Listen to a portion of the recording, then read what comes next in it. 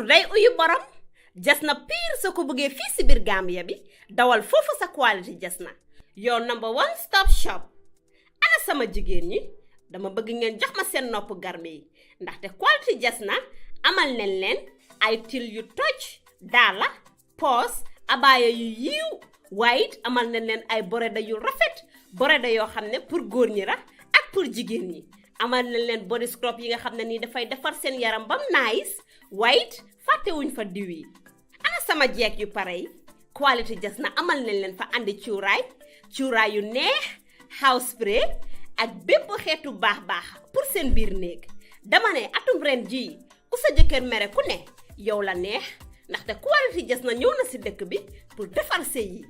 Makeup artist yi bàyyi leen gannaaw ñu ngi leen fa amal ay makeup product yu quality waxu leen léegi nii foofa sa Westfield jàkkaarloog monument bi wala nga jokkoo quality jasna si 250 01 24 ak quality jasna taaral sa bopp taaral sa néeg waaye it bégal sa alaaji aas.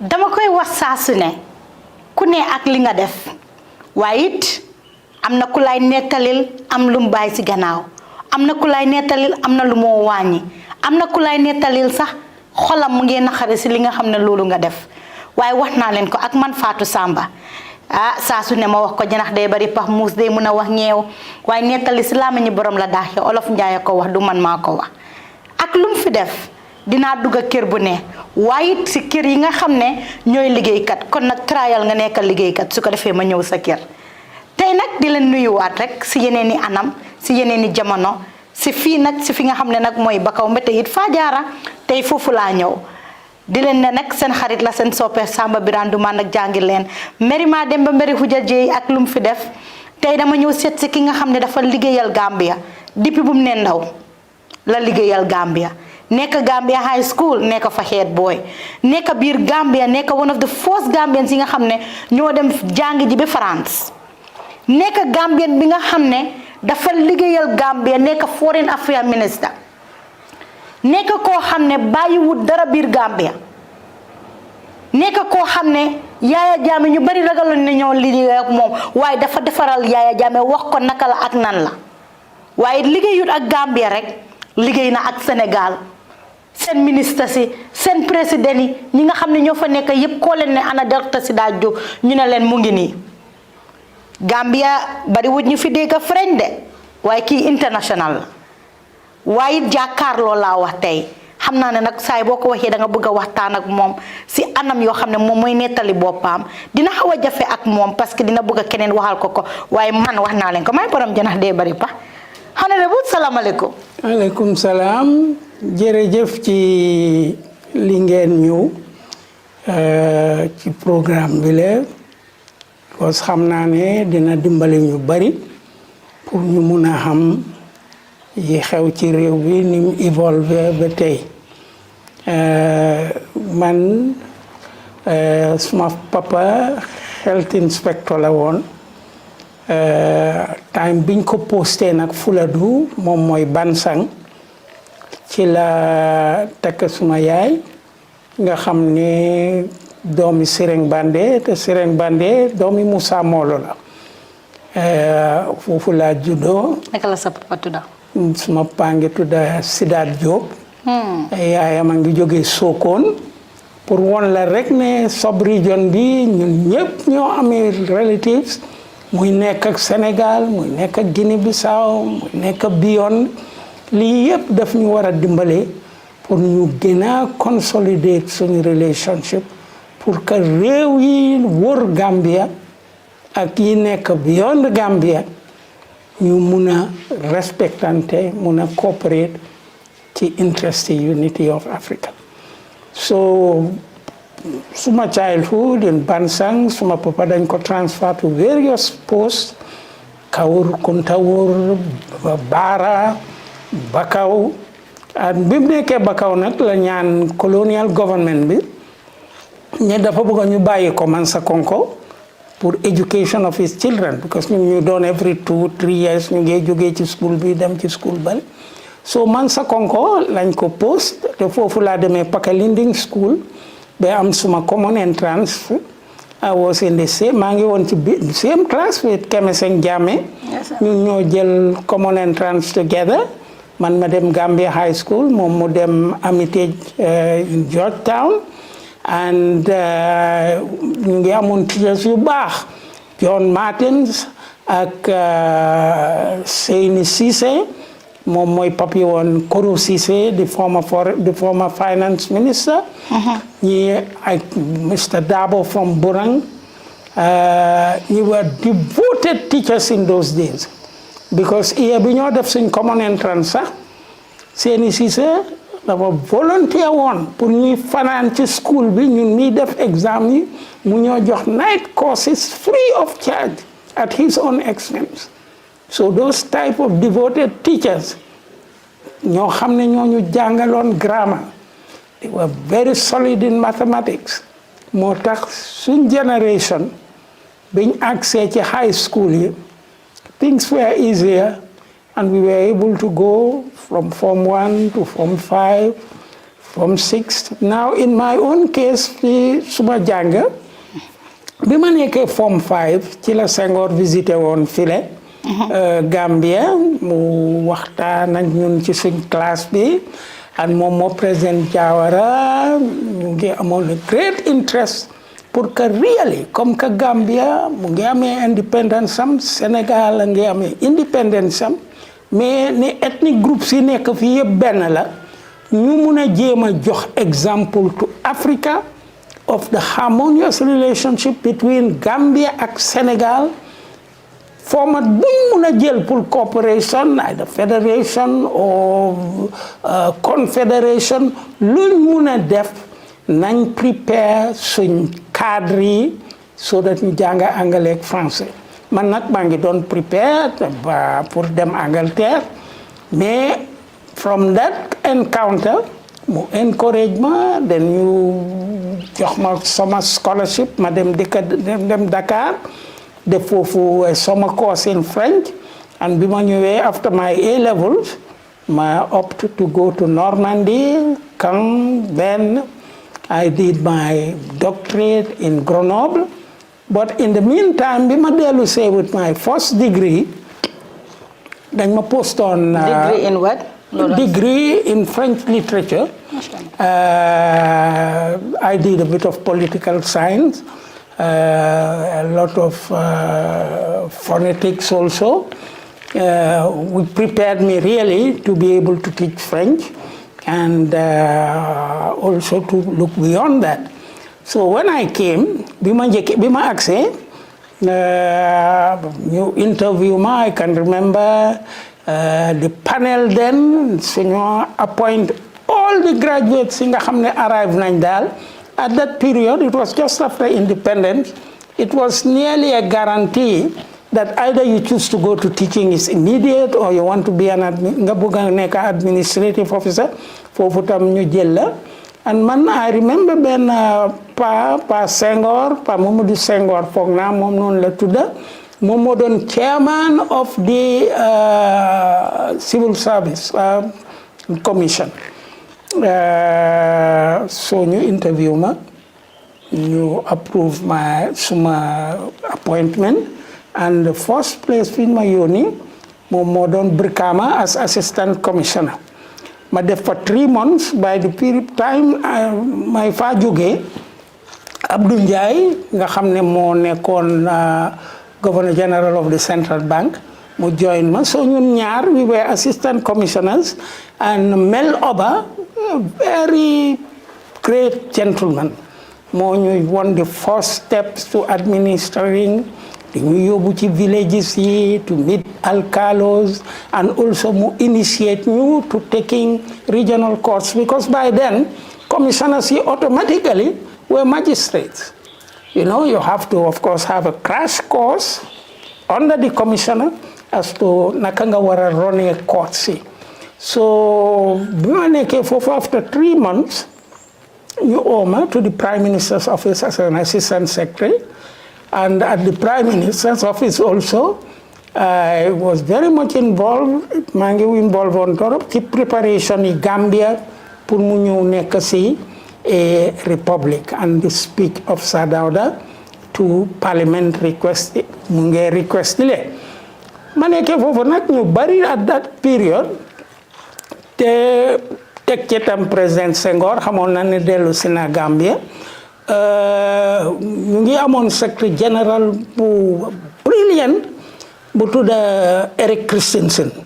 moom ci boppam daf doon làkk français ku tey la woon ku organise boppam la woon mu ne daal the best place pour ma dem mooy reinforce embassy bi nekk Dakar, so ma dem fa ma am as High Commissioner Bio Jammeh nga xam ne maa ngi liggéey ak moom te during that period lañ expand suñ representativity. So Uncle Bio was High Commissioner in Dakar, Ambassador in Mauritania, Ambassador in Liberia, Ambassador in Sierra Leone, and he did it very well. And people were always surprised that Gambia, a very small country, even at that period, with the dynamism of people like Bio Jammeh, we made ourselves felt in the sub-region. So after a while in Dakar, I decided to put them my masters in Grenoble. Bi ma nekkee Grenoble nag lañ ma wax ne dañ bëgg ma dem London pour join Ousmane Sala ak Sarah Jangha. So ma replace Sarah Jangha, then ma replace Ousmane Sala, and that period la misunderstanding exists. Ban misunderstanding? Diggante Sirif Diba ak Sir Dawda. So Sirif Diba had to leave the post of finance minister. You appoint course ambassador. So from London, la dem Brussels to open an embassy, to get a residence for the ambassador, to see to it that we have an accountant, who the first accountant in Brussels was Roger Reeves, and who became, the first accountant was Roger Reeves, and he was my accountant also in Dakar when I was at the embassy. So Sirif Diba became an ambassador there, and I was settling, Mangidon settled between London and Brussels in order to service him. Then finally you appoint Abu Ibutal pour mu dem fa as was secretary. Then ma amoon a return to Grenoble pour ma def suma thesis. And by the time maa ngi doon finish suma thesis in Grenoble, Sidia Jatta ak Bolong Sonko nekk ci university bi ñoom tam ñu ngi doon jàng in the faculty of letters. Sidia Jatta was even doing more than that, because he became a very mu nekk jàngalekat bu baax a baax ci linguistic and phonetics ci University of Grenoble. Grenoble University was founded in 1456. It's one of the oldest universities of France. So he had a prestigious career there, and he's a great man so far. He became a politician, which is a positive thing. He has also contributed a lot in the politics of this country, but he is a great asset, and I hope one day, like all of us, we should try war nañoo jéem seet ban façon contribution lañ mun a def to the university. maa ngi wax mu bari ne am na benn notion bu very strange in the Gambia. mooy te man I am totally against that. mooy lan? Gambians dañ foog ne soo àggee retirement age rek da nga war a jël sa kurus dem toog ci jumaa ji di wirda di ñaan yàlla and so on. Loolu erreur bu rëy la, because kenn du mun a nax yàlla. Pour julli ñaan yàlla you should do it in the most period bi nga gën a effective di liggéey ci àdduna di ko ñaan pour mu guide la mu solidify la won la ay bunta pour nga mun a def sa liggéey properly te benn secret moo fa nekk te ñëpp xam nañ ko brain bi duy màgget da nga ko exercise like your muscles ni nga buildee sa muscles di ko exercise noonu lay gën a sharpé waaye docteur fooguloo ne nit dina wax ne xit na docteur mi dafa bëgg a position moo tax muy wax loolu. non du yëfi position man ban position la yamate am retired from the United Nations system benn tey mun naa dimbale United Nations non du loolu du ne da nga bëgg man li ma bañ moom mooy dama gis so many qualified brilliant people ñoo xam ne benn tey seen brains are working. And when I meet with them, they're not doing anything more. Léegi maa ngi travel di dem di participate in meetings and so on. Dama bañ notion bi le dama ko wax nag for myself. Wait, lena mo ma jaaxal ku mel ni Alaaji Aliou Momar Njie bu IEC chairman. You know, a lot of people dañoo bind ci social media ne dafa war a retire, dafa mag ak all that. Loolu yow gëm nga ko? No, I mean that is a political post, and as long as he is comfortable in it, and they've decided to appoint him there, nobody can say anything about that. All right. What I am trying, I don't think you got what I'm saying. What Lima drive at, moom mooy ne bu nit boo xam ne retire nga civil servants yi mathematicians yi professors yi fi nekk benn tey mun nañoo jàng a teacher who retires and there are so many needs of mathematicians in our schools and he just sits there, he cannot teach anymore.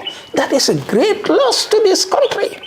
That's what I'm talking about. I'm not talking about. All right. So léegi ñu dem si leneen muy yow day Sidat Jobe dañuy digga docteur Sidat Jobe am na ndaw yu bari yoo xam ne xamuñ sa tur xamuñ sa real name yóbbuñu foofu. Suma tur mooy Momodou Lamin Sidat Jobe suma papa tudda Cheikh Sidat so xam nga dama Momodou Lamin mooy suma tur Momodou Lamin Sidat Jobe te bi ma nekkee bébé suma papa neighbor next compound to the imam dëkkandooram but by then bi ma juddu nekkuñoon dëkkandoor léegi la suñ kër yi ne dëkkandoor imam yi Bansang Alaaji Cerno Boubacar Diallo moom moo ma ngénte moom moo ma jox turi suma xariti papa Dudu Seen so lolo is my tour.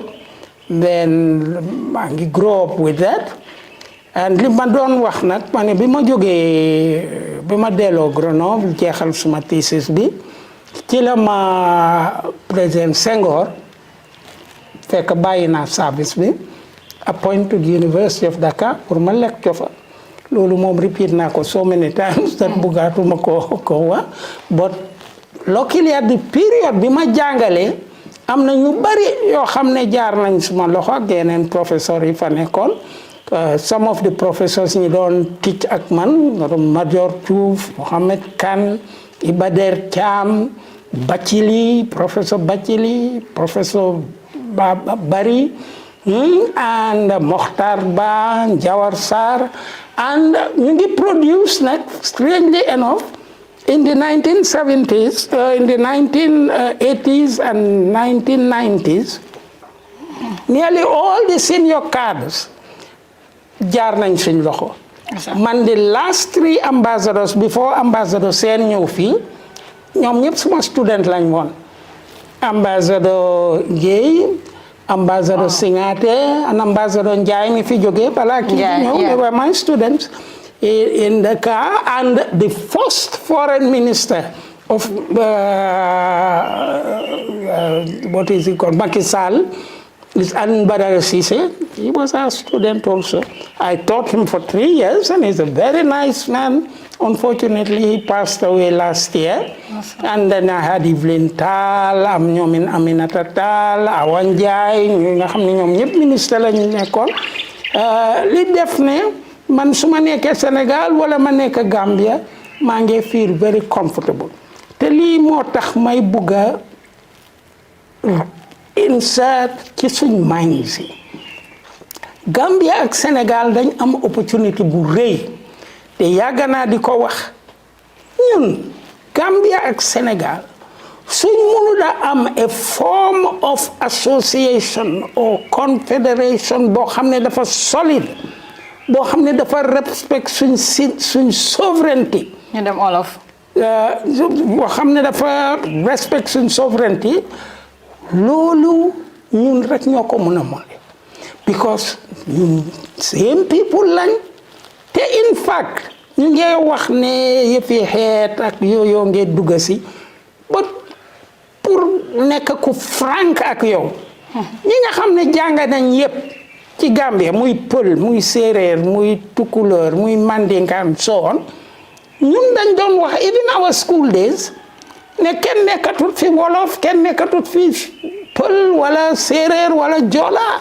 we are all ñun ñëpp we are detribalized Gambians we are all detribalized Gambians Gambian bu seet dina am foo xam ne am na contact with the other tribes and it léegi dafa so much contradictory ci moment bile ñuy mun a génnee waxi tribe ci suñ gémmiñ ñun liñ war a def tey moom mooy ñu jéem a surtout Gambian si ñu jéem a consolider suñ souveraineté bi nag foog ñu liggéey looloo tax recently bi ma waxee affaire report bi ma ne leen yàlla daf ñu may loo xam ne mayu ko benn réew ci Africa perhaps ñu bari xamuñ loolu Nigeria, the river Niger is 3, even 5 times longer than river Gambia.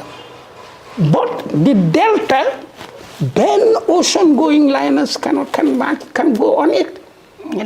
Delta bu ndaw la boo xam ne gaal yu mag yi dañ ko mun yeneen géej yi yëpp nekk West Africa même ci South Africa ak yooyu Gambia unique réew la boo xam ne géej gi is 7 kilometers wide at the entrance bi and is navigable for more than 150 miles in the interior by boats yi nga xam ne dañoo dem into the ocean. te lii la rek moo tax ñi doon argue pour ne Gambia mu res time boobu benn Gambien taxawu doon fa pour nekk fa Versailles bi tubaab yi doon xeex pour couper pour xam finally frontières yi diggante Sénégal ak Gambia benn Gambien nekkut fa woon mais ñooñu because ñoom nations la ñu doon trade gisoon nañ value of the river Gambia su fekkee ne ñemeñ nañ te dañ war a think big ñu ne léegi ñu ngi amee a port of 400 meters long that's about say half a mile.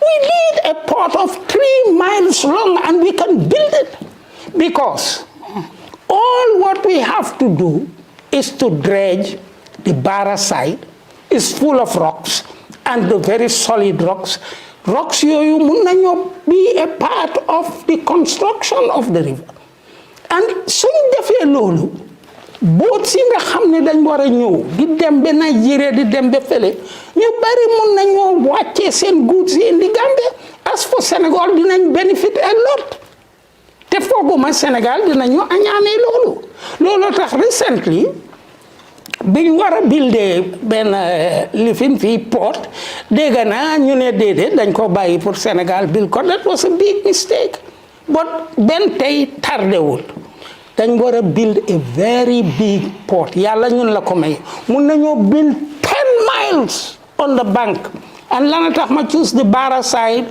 because Banjul position am as an island is not suited for building such a gigantic port. Mun nañoo nekk like Hong Kong mun nañoo nekk like Singapore because once yaa ngi build this type of infrastructure nga equip ko wala nga bind a report that you live in a project document ne da nga bëgg an international port boo xam ne mun naa jël 10 container ships jël 20 ordinary ships ñu pour ñu mun a wàcca fii Banjul in order to expand port bi dañ wax ñu bari na ñu move out of their distance te du musa end léegi maa ngi dégg dañ bëgg a move towards Bakau, Tangier and so on. Suñ demee on the main ocean, they are not protecting their port from ocean gales and so on. While Bara is a protected inside stream port. So loolu nag man bëgg naa as a wish gis nga man lu ma wax léegi is just a suggestion. xam naa ne ci réew mi fii tey am na ñoo xam ne xam nañ affaire yi port affaire yi development yi port affaire yi equipment of the port affaire yi administration of a port ñooñu ñëpp suñ ci interested but ñu pousse seen ambition very far. You imagine a port of about 7 miles. Let us start with 2 miles first. yaa ngi dégg investors yi ñooy ñëw pour ñaan ñu to participate in it because it's going to be very profitable. Because Mali laaj na ne ñuy dimbale leen for their goods. Just the traffic between Bara and Bamako within a year will bring us so much money and good for this country that we do not even need to worry whether we are pumping petrol or not. Especially if petroleum nga xam ne petroleum arrive na ñu gën a mun a build up our port dinañ mun sax réew yu bari ci sub-region bi seen goods yi Banjul lañ leen a wàccee ga Bara lañ leen waat Banjul Bara lañ leen a wàccee nga xam by rail it goes ngay dem straight to Bamako to Ouagadougou and to everywhere. We must foog ñu bàyyi di xelaat bu tuuti gis nga ñi build seen réew yi yëpp gis nga soo demee New York soo jógee ci airport bi bridge bi nga cross pour dugga into Manhattan was built about 200 years ago. 200 years ago, and they had in their mind that ñu ci seen mind ne du nekk ay single lane. They envisaged the expansion. So ñun tam war nañoo xelaat for next generation te li ñoo gën a pousse pour loolu moom mooy ñu ne su géej gi nekku doon fii Gambia du exist. Comme que Gambia jox nañu this possibility ñun ñoo mun a gën a am port ma ne la mun nañoo build a port fii ba dem ba boori Farafenni balaa ñoo àgg ci bridge bi balaa ñoo àgg because it's all deep water. Docteur sa wax bi tax na ñu bari ñu ne ndax président Adama Barrow néemeeku na la parce que ku mel ni yow waroon ngaa mun a nekk si boori président bi di ko advice parce que da nga am great ideas bi nga waxee wax bi amuloo ñu la oo ne la ne sa wax bi digga ay foog naa ne man dama just kindul conscience pour wax la dëgg bi madame soo xamee ñaata jàngkat ak liggéeykat ak technicien ñoo nekk ci réew mi da ngaa surprise mais doo jóg nga ne da ngaa dem ne ko man maa mun lii maa mun leen déedéet. su la joxoon liggéey ne la ne tey dama bëgg nga nekk suma advice di nga nangu. non gis nga xam nga Gambia.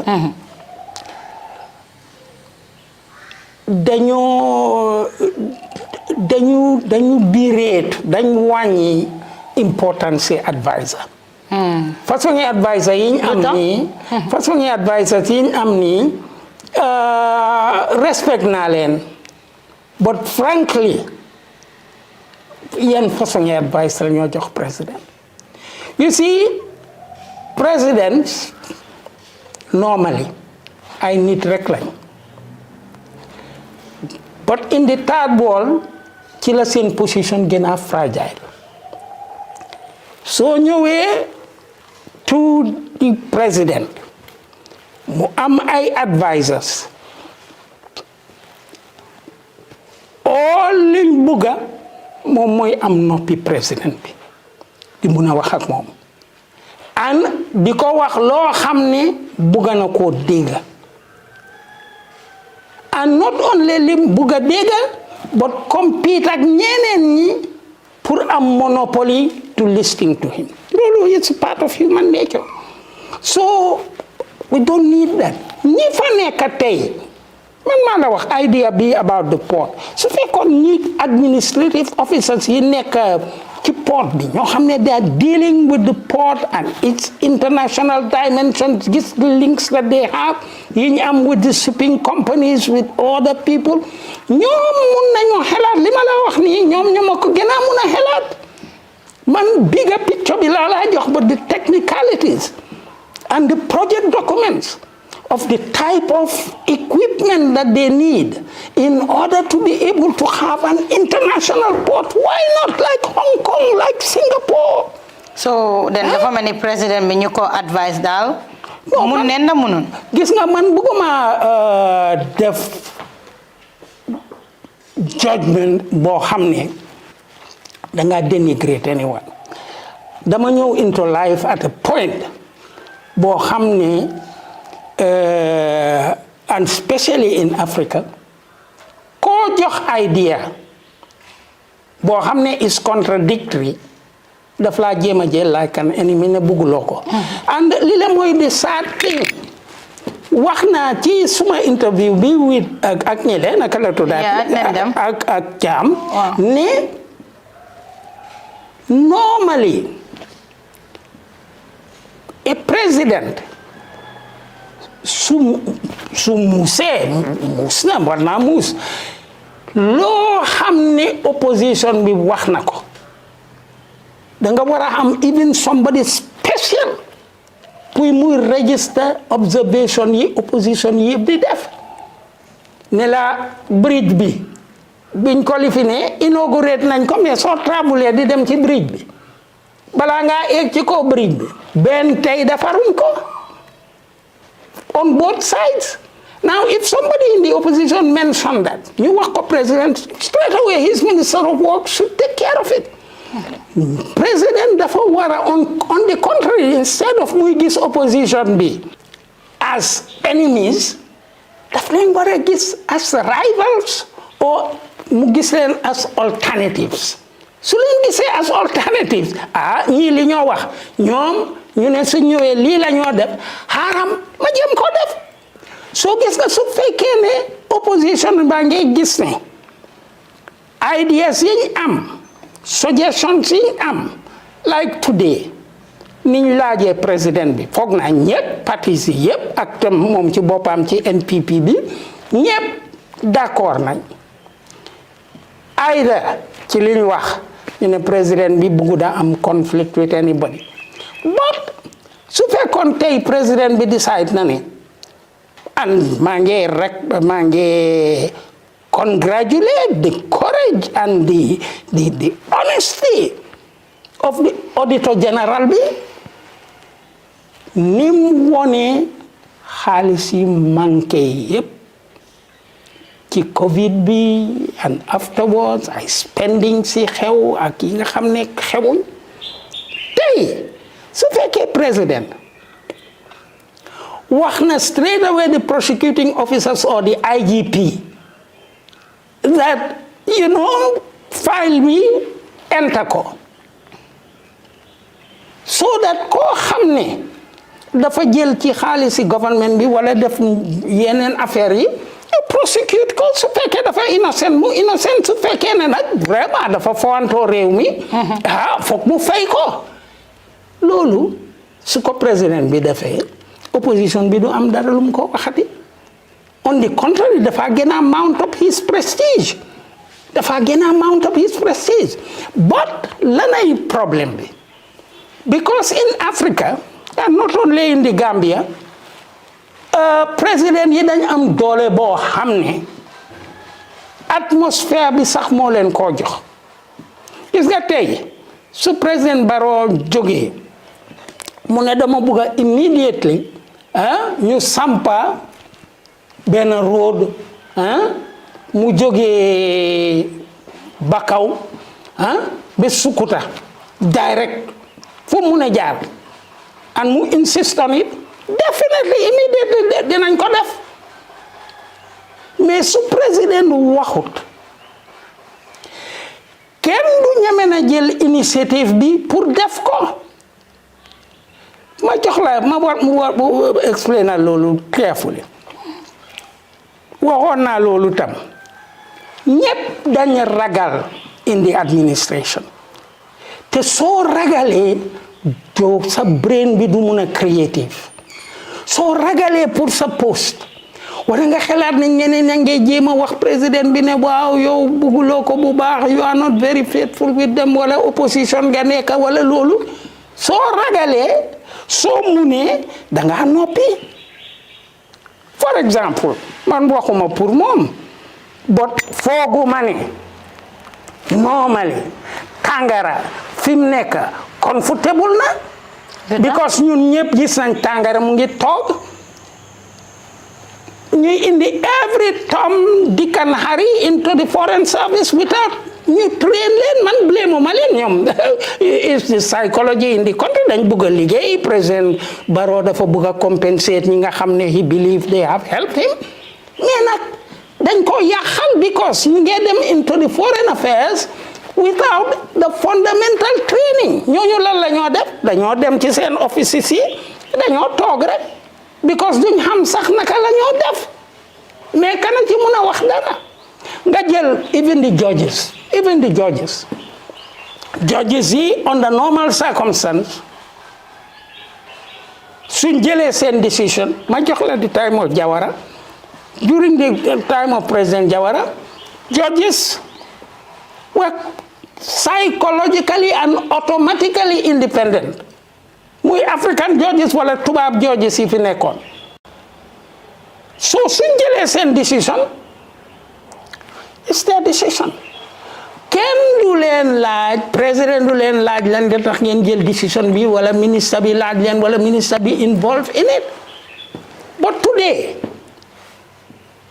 ban judge mooy xalaat ne su ma jëlee such a decision président du ci kontaan wala the prosecuting officer the IGP looloo tax maa ngi suggest and there again dama la wax man ideas rek lay jox I don't need to directly advise anybody but the idea is there nañ ko exploit na ñooñu ñi nekk around him ñu convince président ne ñoom ñoo nekk in the best position pour def ko ne ko président da nga war a yóbbu a bill to parliament with all these scandals ak yi xew ci réew mi and inactivity immobilism bi ci nekk kenn yëngatuwut danga bugga nga yóbbu bill to parliament bill bi in the parliament dafa ne from now onwards jox naa immunity to all the judges in the Gambia their court is their court dañ war a accelerate because dégg naa ne there are some prisoners yoo xam ne 12 years benn tey yóbbuwuñ leen court pour jële final decision can you imagine nit nekk 7 8 years 10 years 12 years yaa ngi tëdd jël benn tey defuñ la final decision yaa ngi dégg so su président mu ne wax ne jël naa decision bi IGP and all the judges are immune su fekkee ne nag def nañ dara loo xam ne ñëpp gis nañ ne is wrong parliament te lii mu ngi ci suñu constitution bi nga xam ne jëlangut ko su fekkee ne def nañ dara then the parliament moom moo leen war a dismiss then by tomorrow if that rule is passed and IGP xam ne su ma jëlee decision bii result bi ci génn su fekkee neexut président dina xam ne maa ngi def suma liggéey because dëgg bi laa bëgg a taxawal you see loo xam ne taxawut ci kaw dëgg nit ñi dañoo gëmma def mel ni ne xamuñ ne mu ngay xew mais dafa yàq fondement yi société bi kenn du mun a def loo xam ne dafa dëgëral réew nag su taxawee ci kaw dëgg fu mu dem mun naa ekkiti boppam te dañ koo respect te niñ koo respect crédibilité boobu moom mooy tax in the concert of nations foo dem mun ngaa am the type of assistance that you need. macha allah all right Gambia ba léegi rek yéen a ngi seetaan seen Lumfi Deff bu ko defee rek docteur dinañ gën a dugga si docteur Sidat Jobe docteur ñu bëggoon a xam rek Tammy Jawara yan position nga amoon. non boobu briefly rek la bi ma jógee file naka la tuddaati jógee Brikama as assistant commissioner. ci laa dem into the prime minister's office as an assistant secretary. You had the secretary general and then man ak Mr. Jones koo xam ne he was a retiree, a very brilliant man. jàng naa lu bari. I just come from university so I learned quite a bit from him pour période bi ma fa nekkoon. ma jógee foofu ci lañ ma poste Dakar and bugguma wax loolu man kenn mais ma bio jaane ñoo fa nekkoon defoon nañ lu nekk pour consolidate relationship bi Gambia ak Senegal and with President Senghor also mënoon nañoo def yu bari yoo xam ne dimbale na réew mi consolidate suñu relationship with Liberia ñu ngi fa amoon Gambians yu bari they were very happy biñ gisee Bio Jane ñëw as ambassador there then maa ngi fa woon tam after Bio left ma ndey suma paa bi Sam Sarr became an ambassador and he also did very well. boole moo ci woon Mali, we used to cover also Mali. And after doing that, I went and did my normal diplomatic service in London and li ma la wax man ma ubbi Brussels tam as an embassy. Then bi ma jógee foofu ma jógee ci foreign service bi then ma dellu London maa ngi doon teach at London at the Albertine system. Foofu laa jógee président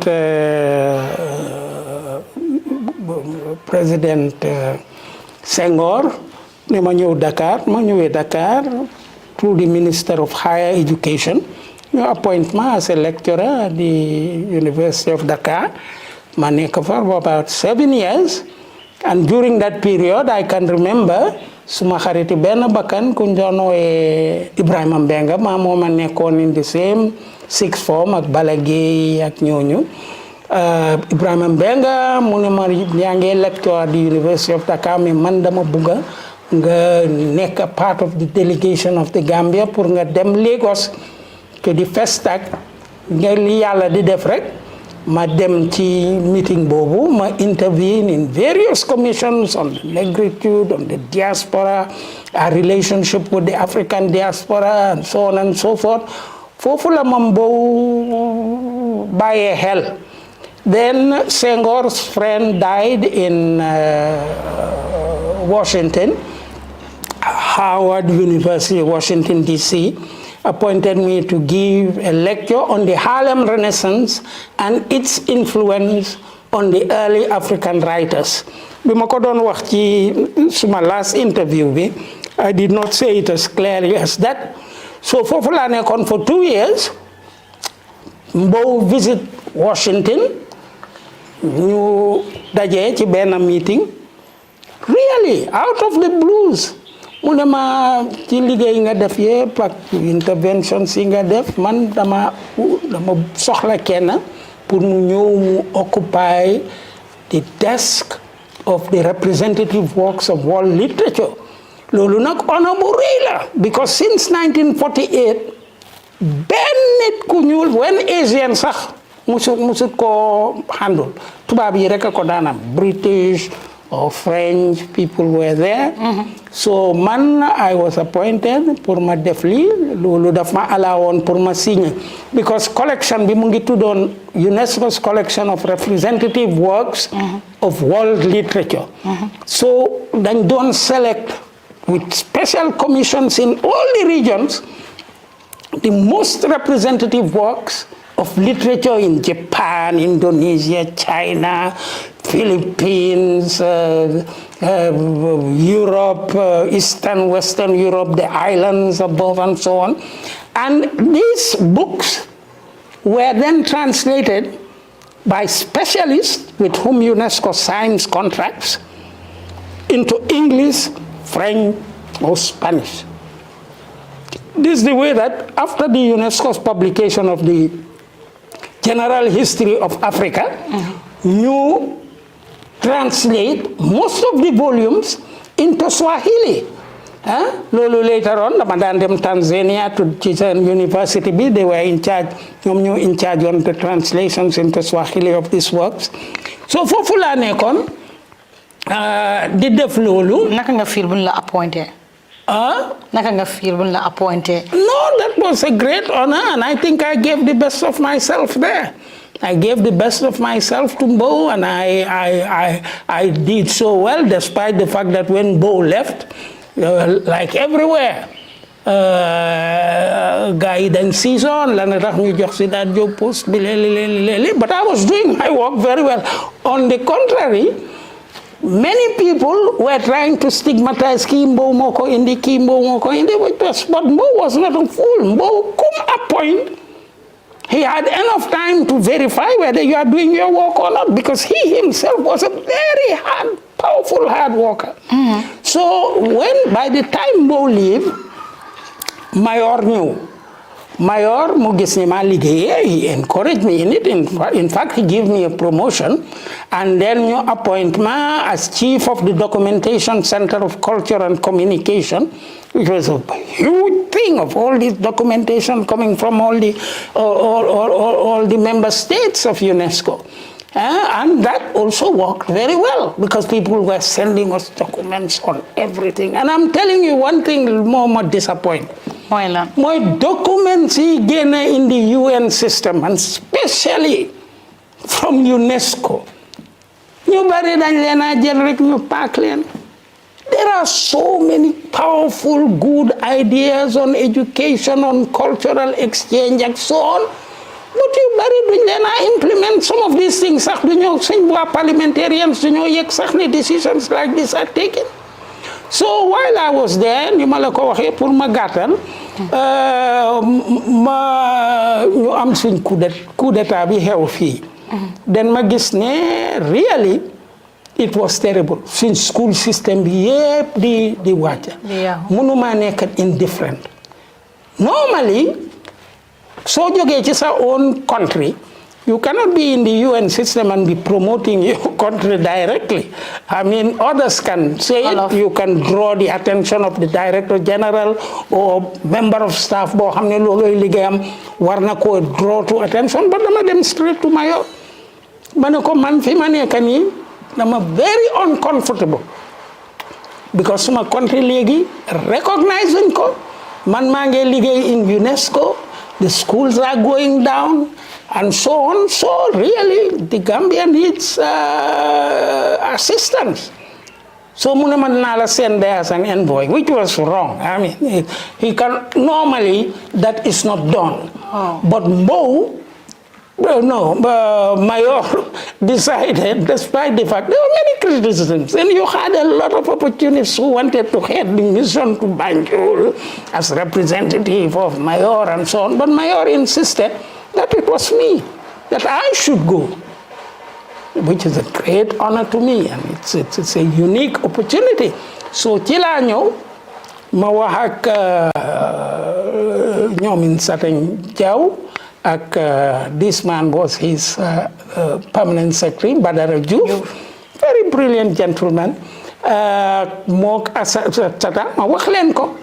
Den Mayor ne ma doo dem loxo neen.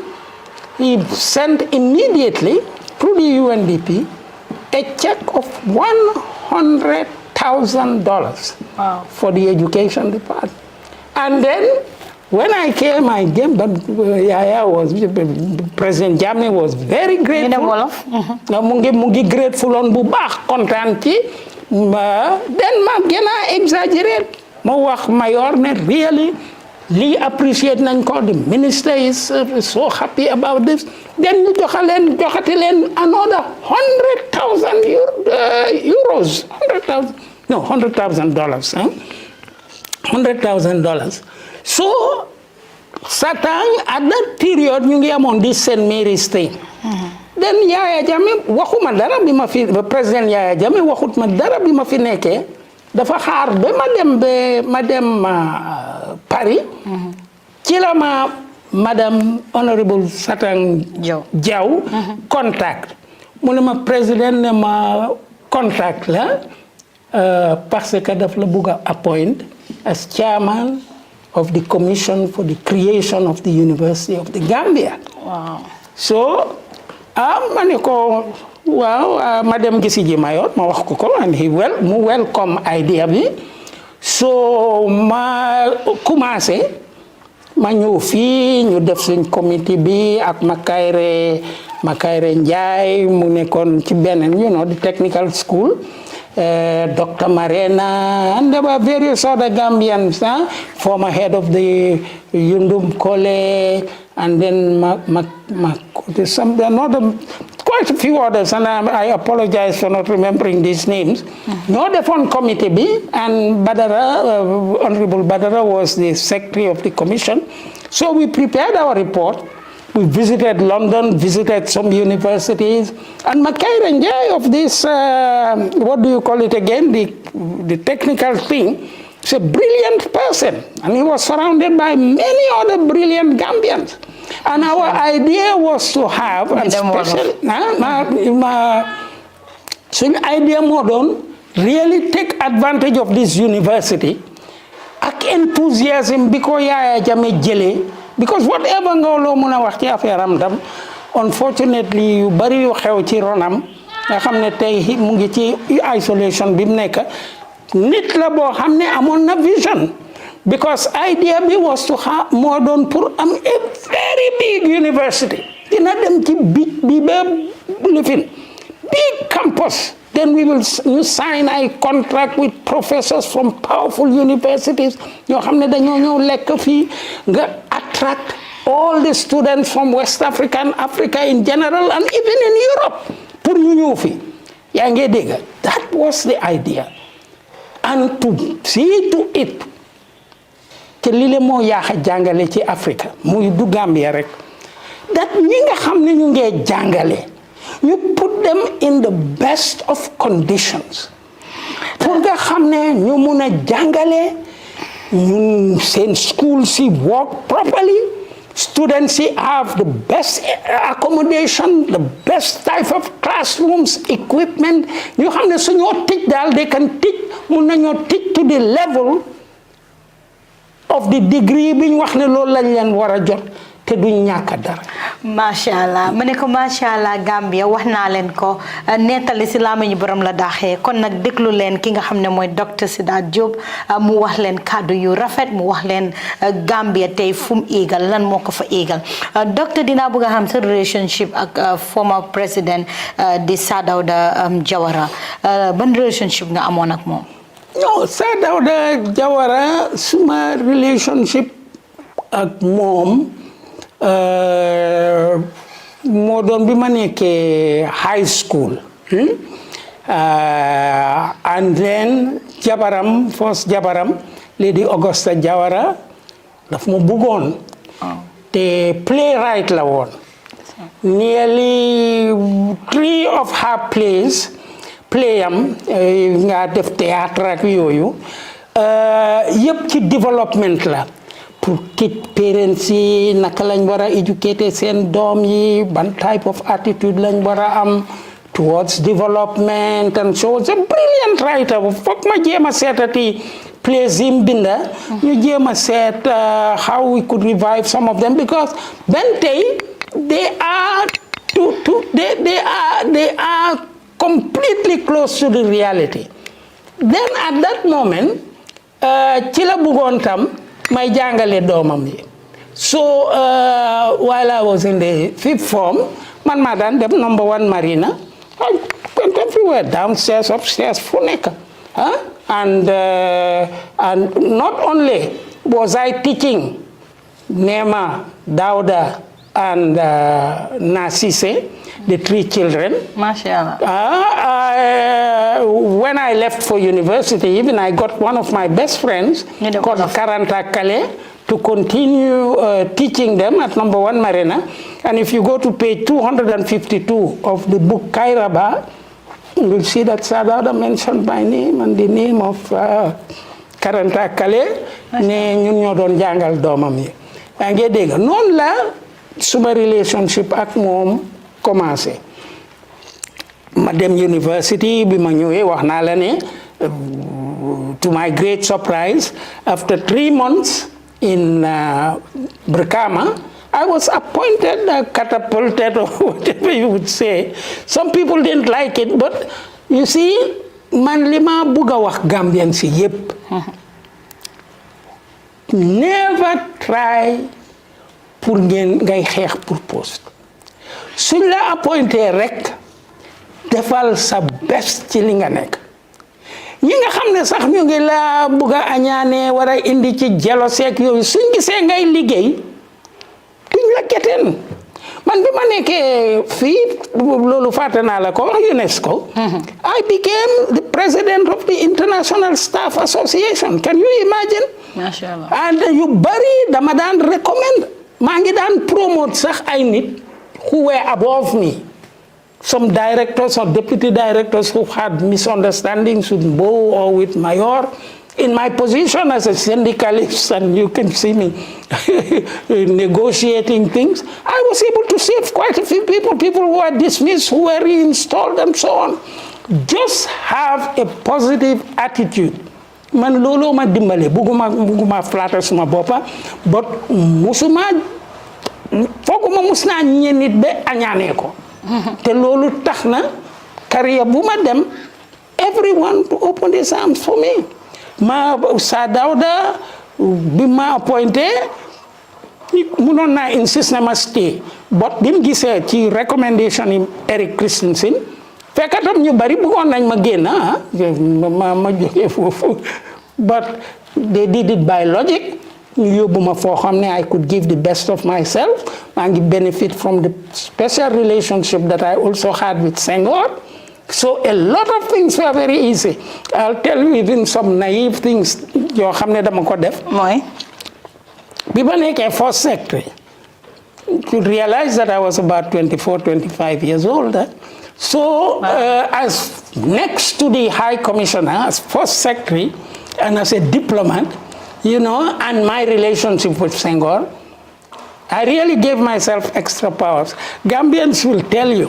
Time boobu waxtu bu ma déggee nit ñëw ne ma docteur démba arrest nañ about 20 something people Gambians yoo xam ne dañ bëgg a stowee ngi ci port bi dama dugal suma moto bi very young and I think that was a bit naive ma dem ci port bi gis commissaire yi port bi laaj ko ne pour mu jox ma Gambian si te dinaa leen delloo straight away to Banjul. So 1, 2, twice, then Karim Gay was the foreign minister, and some of these douanes, they say, diplomat bi Hariti Pabila, so then ma jox Gambians, I take them out, but they were very delinquent Gambians among them. But I was able to get them out, and this was done harmoniously. It's a good spirit of Senegalo-Gambian relationship, because instead of having them in prison and wasting their time, they go back home to their own country. And I just thought, matlal ben point, fofu. So gisee relationship bobu ak Sadawda went on well. Is that I gave the best of myself in that period. Then ma bàyyi government bi ma ñëw ci second president bi. waaw bala ngaa ñëw si second president bi ku koy bàyyi mbi la ku la xam-xam la président Yahya Jammeh former president bi naka woon sa relationship ak Jammeh naka la ñëwee. To be very frank with you, ñu ne Jammeh dafa remember benn suma daan ñëw Gambia from UNESCO ak yooyu dama daan visit Gambia High School. waaw Gambia High School so benn yoon maa ngi fa dem ci prize giving day when all the families papa yi yaay yi school bi li so I gave them a powerful speech on the powers of knowledge. Ban year la woon? That was around what year was this? is foog na around 1972, 73. So he remembers that, and he remembers a lot of mu remember yu bari yoo xam ne dañ ko daan wax moom moo jóg rek ne nañ ma appoint fekk maa ngi UNESCO de. ne nañ ma appoint bi ma ñëwee bi ma indee first grant bi UNESCO defee ne daf ma bëggoon jël ambassador at large. So that was delayed and so on. After my second trip, Chile decide finally, ne guy appoint me as an ambassador at large, a goodwill ambassador, pour my them around, pour seet lan laa ko mun a defal. But then ñu jox ma a very specific task. Moom mooy ne time boobu Angleterre mu ngi very cold with us, France, Germany, especially America. So ma dem ak Morocco. President dafa very much interested in pour mu dem Morocco. Yàlla may ma def then Wada was the Secretary General here. ñu préparal ma documents yi yëpp ma dem to London, to France, to America pour try to build up the goodwill between the Gambia and these countries. That later on served me loolu finally dimbale woon na ma bu baax. parce que moo mënoon a tax ma gisanteeg Madeleine Albright. So by the time Yahya Jammeh di ma appoint ambassador, Minister of Foreign Affairs, I have nearly touched some of these cardinal posts like London, France, ak Morocco. The Moroccan Prime Minister really became very positive with me. As for the British Foreign Minister, he really adopted me. He became such a good friend of mine that African ministers used to ask me to arrange an audience with them. Pour may arrange audience ak ñoom pour ñoom. So looloo tax bi ma nekkee with Yahya Jammeh daf ma treat very well, let me say. Daf ma treat very well, and ñu bari ñu ngi ci jealousone, but man first thing li ma foog ne Yàlla may na ma ko very quickly dama su ma gisee nit mun naa seet naka laa war a demee bon then Yahya a lot of esteem la ma defal. Daf ma encourage on sax ba nga xam ne buggu doon sax may dugg ci affaire yi national politics wala di dem to APRC meetings which most ministers yu bari dañ ci meroon, even the vice president léegi moom daf daan use position am in order to implicate me léegi am bi ñëw ban vice president Aïssatou, but she was doing it in Aïssatou Ndiaye, she was doing it in good faith, and let the protocol will come. Vice president will be very grateful if you come because he's going to open something, you can come. So I will go, and then sometimes he used to ask me why did I go. So to be very frank with you and to be fair with him, he allowed me to do my job. At some point, even he refrained from interviews. But why? Because a lot of people didn't know, Yahya nekk na ko xam ne ñiti ñeme ñun ko. So lu tax yow mu war laa jox that. Because one thing, I wasn't afraid of him, and secondly, he knew that I was not defiant, but that whatever I told him, I meant it, and it was in his own interest. He's not a fool, huh? He is not. Yahya used to even hire in those days, perhaps we had more money and we had a lot of friends in the Gulf who would send us planes free of charge. He saw to it that our diplomacy was powerful enough. And then ma nekk mu nekkoon the tone of the Gambia. Te loolu Ablaye Sallah ak Blaise Diagne, Momodou Touré worked very hard on this pour que Gambia's tone ci Security Council bi ñu jël ko. Yëpp di wax little Gambia naka la mën a nekkee di chairing the Security Council fi nga xam ne Angleterre, all these big powers are there. But presided over it. And for the period that we did it, ñu ngi indi positive changes to Security Council because Britain ak lifin yi Western countries dañ side on Great Britain ak America ne Libyans yi nga xam ne ñoo nekkoon ci lokka bi problème bi foog ñu try leen America wala Great Britain and Libya tam bañ ne duñ ko def so ñun ñoo recommend alternative system bi ne nañ ut a third country and I was presiding the Security Council with all these big powers and when I say I mean Gambia because I was doing it in the name of the Gambia and I had as a legal advisor legal advisor bu ma ko fàtte Esa Fall, young legal advisor, used to accompany Bless Janya and I and Ablai Sala to the Security Council. And he was very, very positive. And I can tell you that he was even very courageous because as a minister of Jammeh, he used to come and talk to me. As a young man, he was very young man, just newly recruited. But daf ma daan wax dëgg daf ma ne sa fooguloo ne yenn yi nga xam ne ñu ngi ko def nii waruñ koo def man ko yes you are right.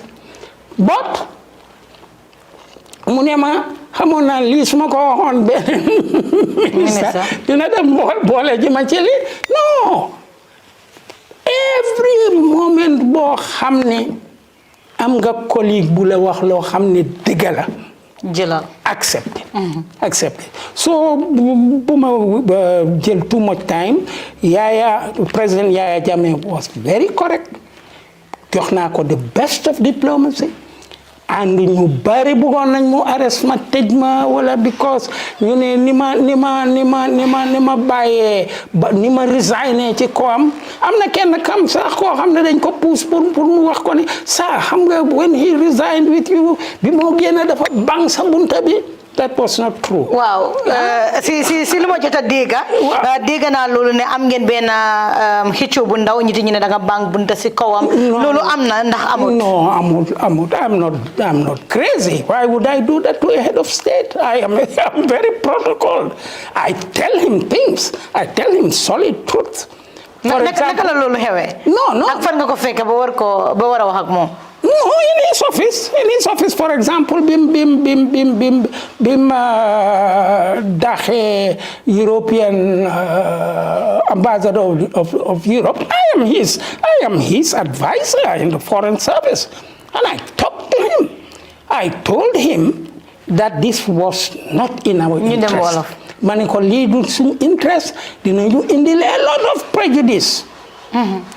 So mu ne ma duma daxaati any ambassador loolu la ma wax yaa ngi dégg moom Yahya Jammeh so when mu daxa British bi dafa xaar dama travel mu def ko because then mun naa wax ay turi nit ñu doon every time sa Sidat Jobe xariti West bi la xariti tubaab yi laan leen léegi suñ ko maintenir fii suñ defut lañ tubaab yi ñoo defaay dañoo jël xaalis di ko jox opposition bi di yónnee xaalis through UNDP which is nonsense ma ne ko loolu amut and he listened to me yaa ngi dégg ma ñëw ci leer na loo xam ne bi ma bàyyee government many people don't know that ma génn ci Yahya Jammeh then African Union appointed me and Yahya Jammeh def loo xam ne kenn mënu da wax ne none of them understood even Minister he gave me a passport a diplomatic passport for 5 years 5 years lañ def ci diplomatic passport ban yàlla la taana as ambassador naka as minister no I left the ban yàlla la taana ban iya nga nekk minister ban iya 98 yes be 98 be 2001 okay no then they gave me a diplomatic passport and not only that whenever something happens and I get into madam ci bëgguma lii mu sound like blowing my own trumpet but all of these people nettali si laa mañi boppam ma dem ci office am ma da dégg voilà benn bés dugg naa ci office am fekk dama dégg ne loolu sax ndeysaan dem si yàlla bi Baba Jobe moo ñëwoon mu ne ma saa yaa président mu la doon seetaan all the time because depuis barka démba ñu ngi ko wax ne you know da nga nekk di prepare naka la tuddaati a coup d'état or something like that against him with the British and the Americans. Then kile naka tudda mu am kenn ku tudda Muniru Dabo. He was then the head of this this thing. What do you call it? NIA. moo nekkoon ci NIA bi. moo nekkoon head of the NIA. ma dem straight to the NIA. ma ne ko maa ngi dégg ñu ne dañ wax président ne maa ngi plot with the British and the Americans against him li ban nonsense la ni mu ne oh non dinañ wax Baba Jobe bu la dugal ci affaire am yi but Baba was very true to me. Baba was very serviceable and respect because he knew what li président bi xamoon ci man xam nga dama dem straight to président ma ne ko président lan la nit ñi di wax affaire yi ne dama nekk ci plot with British and Americans against you xam nga lan la ma Yahya Jammeh wax. lu mu wax. don't mind them don't mind them la ma wax and loolu wax na ma ko ñeneenti yoon for other things. There were many people who used to go loo xam wala suñ gisee ne wax na dara ma jéem ko move out of it dañoo dem di ko wax ne yow yaay président bul dee nangu Sidat benn soo jëlee décision bi muy génne sa décision ba du leen faale because he was for the pour bigger good bi and man lenn rek laa regret mooy pour moom ni ma resigné was brutal. I do not want to do it. But he was really shocked. He was really shocked. And bima baye ñu bari ngi doon bëgg jël opportunity bobu pour mu arrest. He would never do it. Am na ñu ne benn bés kenn moo dem ci office am ne ko kenn kan no Fatou bëggul leen dem. No, I wouldn't like to. I know them all. I know all those who went, but they all paid for it afterwards. Ma dem ci office am wax ko dara about ni lady waaw bul nangu muy la change from your district yow yaay head of state and so on and so forth. Yaa ngi dégg mu ne ma soo xamee ñi nga xam ne dañoo ñëw ci suma office di ma wax affaire yi keneen yenn yi dama bugga Yahya Jammeh yenn yi dama bugga taaj leen taaj kiñ wax mu ne but léegi gis naa ne loolu is counterproductive comme que man xam naa ne dañoo def li ñoo def he was a very brilliant man.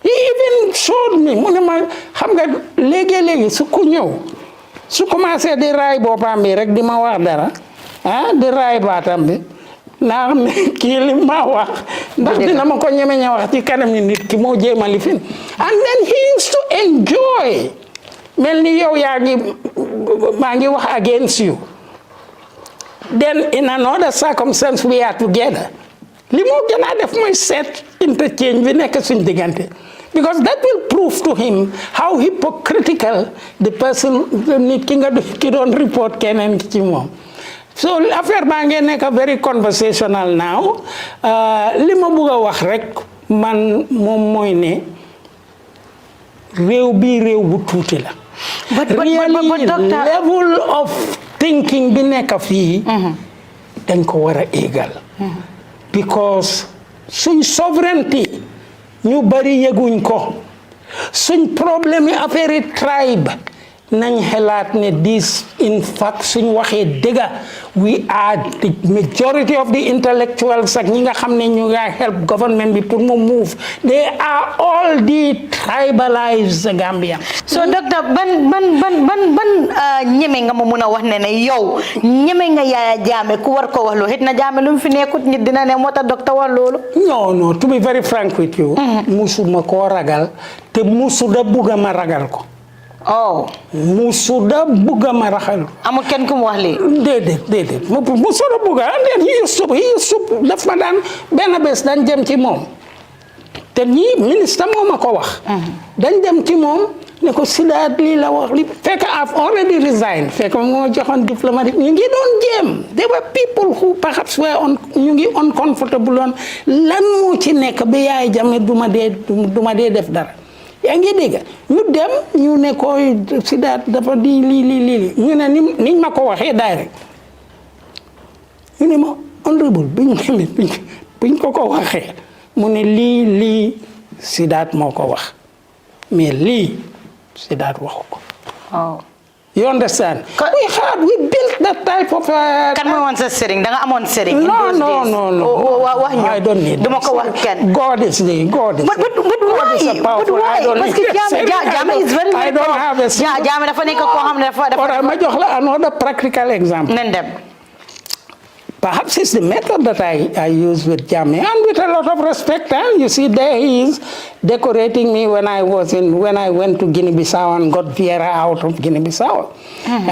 So, li ma la bëgg a wax moom mooy ne amoon na time boo xam ne nearly half of the ministers ci cabinet. kile rek lañ bañ Baba Jobe. And Baba Jobe, man, because he was very close to the president. He was so closest person to the president. Baba, yeah, there is no doubt about that. So, so, but they tried very, very hard. Very senior ministers.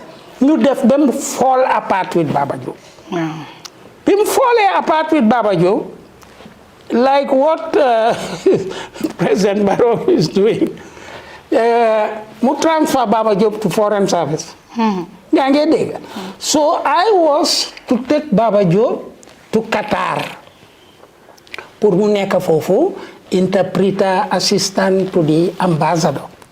yaa ngi dégg Baba Jobe. So madam, there was a meeting of the Islamic conference. ma neef ka fa ak Mangom Cissé. So ma ne président maa ngi nii di dem Qatar naa ànd ak Baba Jobe mu ne ma I'll be coming with him because I'm coming to the meeting. So man dinaa ko indi ak all what he needs is jabaram ak doom yeeg yëpp naa ko indi.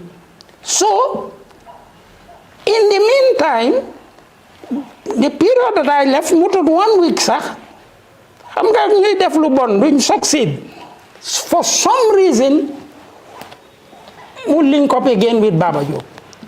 mu may ko pajoor bu bees pour reinstate ko in all his these things while man maa ngi Qatar di xaar Baba Jobe ñëw. So président Jammeh ñëw ma gis ne Baba Jobe ñëw waxuma ko dara. That was my method. You see, with President Jammeh, I never initiated anything except if it is fundamental that he should do it. Mu war koo def dama ko wax. Su defee dara te waxut ma ci dara pour jël suma opinion duma ko ci wax dara. So mu agsi laajuma ko ana Baba Jobe ne Baba Jobe ne ko fi. But Mangom Cissé, who was very close to him, moom tam was very close to him, laaj ko ne ko Baba Jobe man maa ministre bi dañ doon xaar the arrival of Baba Jobe mu ne non Baba Jobe dafa am mbañ yu bari dañ jealous ci moom. But to be very frank with you, moom he is one of the rare people who are sincere to me. nii la ko waxee ba tey man laajuma président lu tax ñëwuloo Baba Jobe waaye li tax dama waxoon ne di nga accès moom. I didn't ask him and he did not raise it up with me until he left. So to be very frank with you, he was very mystical. bëgguma nekk fii di recount a lot of I had open misunderstandings with him ci kanami nit in Egypt in naka la tuddaati in Tripoli in all over mais always we did it because he took the initiative bi ma àndee ak moom ak Mecca ñëpp dañ foogoon ne daf ma dismiss there were many people around léegi mu dismiss but he maintained my distance. I talked to him and I knew that he wasn't listening. I went away. But at some point, danga dawon Gambia, ken gisatu la, ken dégul la. No. Lolo is another thing. Lolo mom moy. Bima resigning. The government mangi stay on here for nearly 7 years, going in and out of African Union, going to the Club of Sahel, the OECD, and various other meetings. Then I don't invite the meetings you bury. Then around that period, so remember very well, Babali came out very strongly against what Yahya Jammeh was doing, saying that some of the things being ran it ne dañ wax ne dañ rey gaay because Sharia, but Babali said it's not Sharia. And then Fatou Bensouda also did something, I think it's whatever it may be, but he arrested both of them. When he arrested Fatou Bensouda and Babali, many people don't know that he's very close to me. He comes here very often. We used to see one another, we talk and discuss. So bim ko dismissé, it coincided with a trip bima neke fale, neke Dakar. So I did not like that at all. Mangi don't hesitate, either suma delu se pour jema wax affaire bi. But I was no more minister. Te suma waxee ci presse bi, then he was very bungi tàngoon torop ci affaire yi Babali ak Fatou Bensouda. But ki Bouba Baldé ak Doudou Diop and Bouba Baldé and Doudou Diop were really ñoom ñoo daan architect. Ñu ne ma docteur te yaa ngi fii and yow xam nga situation bi nekk ci dëkk bi nii la mel. Man ko man am na loo xam ne motivé na ma lim arrest Fatou Bensouda ak Babali dinaa wax. It was then that I was interviewed by Panderim Bay, then RFI, BBC, then I knew that munatuma dellu si Gambia. Mais Babali moom moo taxoon ma wax mainly because I cannot imagine Babali in a cell. Here was a man who was an erudite in his religion, affable person. Tell him wax du woon dara loo xam ne am na sikka. But because the man, there were people around him pour di ko forcer muy arrest nit. dañ ko daan koona gis nga rey yu bari yi man I'm not his lawyer. But I can tell you that many of them happened in a very flimsy manner. He was not in a very vibrating this thing. Di wax ne dem leen rey leen ñenn ñi dañoo jël initiative sax. Nga am benn ennemi nga xam ne wax na dara loo xam ne président bi bëgg ko rek nga label ko something yóbbu ko dugal ko kaso. Some of them were very powerful. They were locking up people without him knowing. Without Jammeh knowing. That I can say. I'm not defending him as I said. And I am very much saddened. Dama saddened the fact ne rey yi ak yu bari yu ñoo wax ci affaire am dafa tax nit ñi foog ne he's a big criminal. He's a human being. I said it the other day at the radio. I have seen gis naa Jammeh many times rongoñam yi di génn. Yahya Jammeh di jooy. Di jooy. Kon yow déglu loo sama interview bi dama seet ko. Déedéet tey ñu ngi nii Gambian Talents. Waaw déedéet. Lu tax Jammeh war a jooy. Non he's a human being. He feels. daf dee feel benn bés maa ngi àndoon ak moom ci place yu mu doon foog naa Dobong la doon visite wala beneen dëkkat ci foofu la doon visite. den xale yi ñëw school bi ñëw pour welcome him yaa ngi dégg mu xool nearly 80% of the school children all of them were barefoot. Oh. loolu daf ko toj bi rongoñam yi di génn man gis naa rongoñ yi Yahya Jammeh more than 3 times. So he's a human being, he feels. But you should not forget, in that position, the position bobu image being a create of strength. And internally, linga feel are 2 different things. So yow yanaye dafa nek ci position bo xamne dañ ko ñew. For example, jëlal 40 Ghanaians and all these type of people ñi nga xam ne dañ leen rey yow foog nga ne from the beginning to the end he was involved.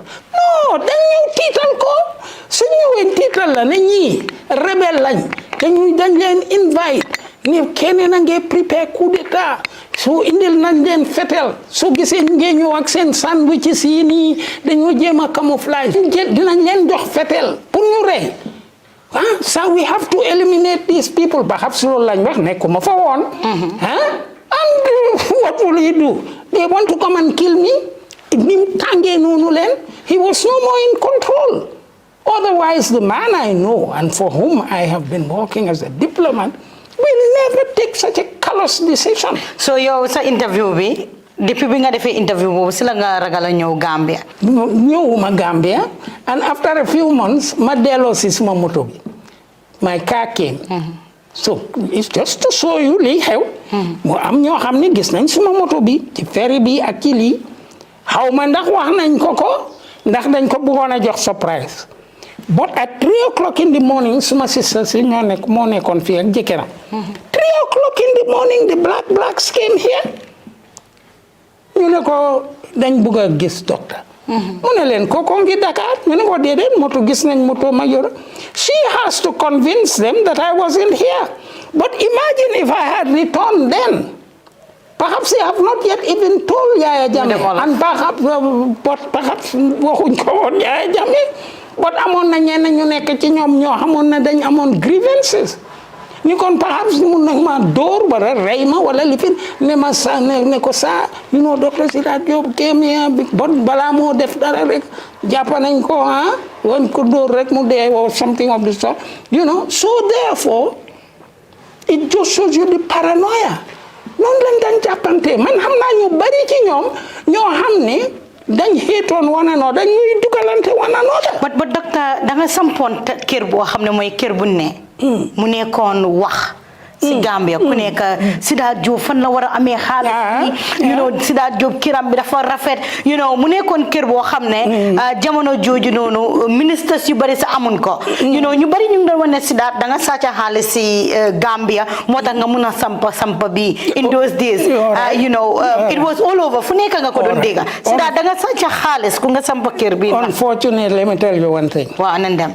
For 19 years. nañ dem wolof. 19 years lii nag lii laa façon yii laa bañ a wax mais ma wax la ko. comme que da nga indi lii. waaw dama bëgg mu leer. For 19 years. waaw.